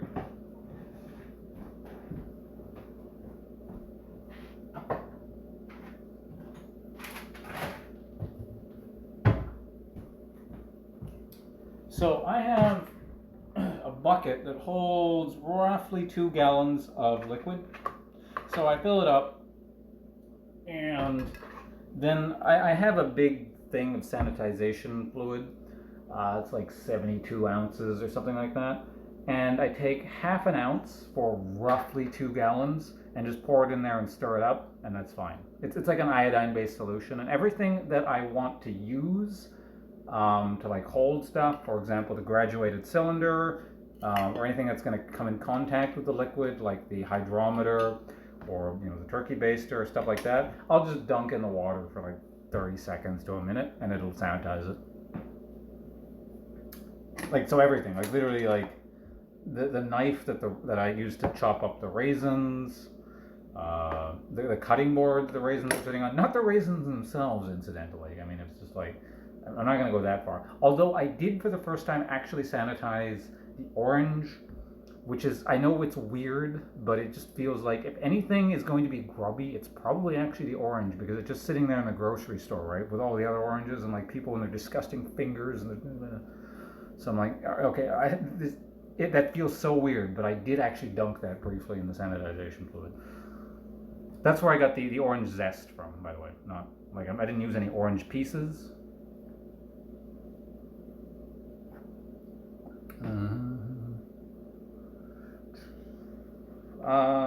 Okay. My hair is.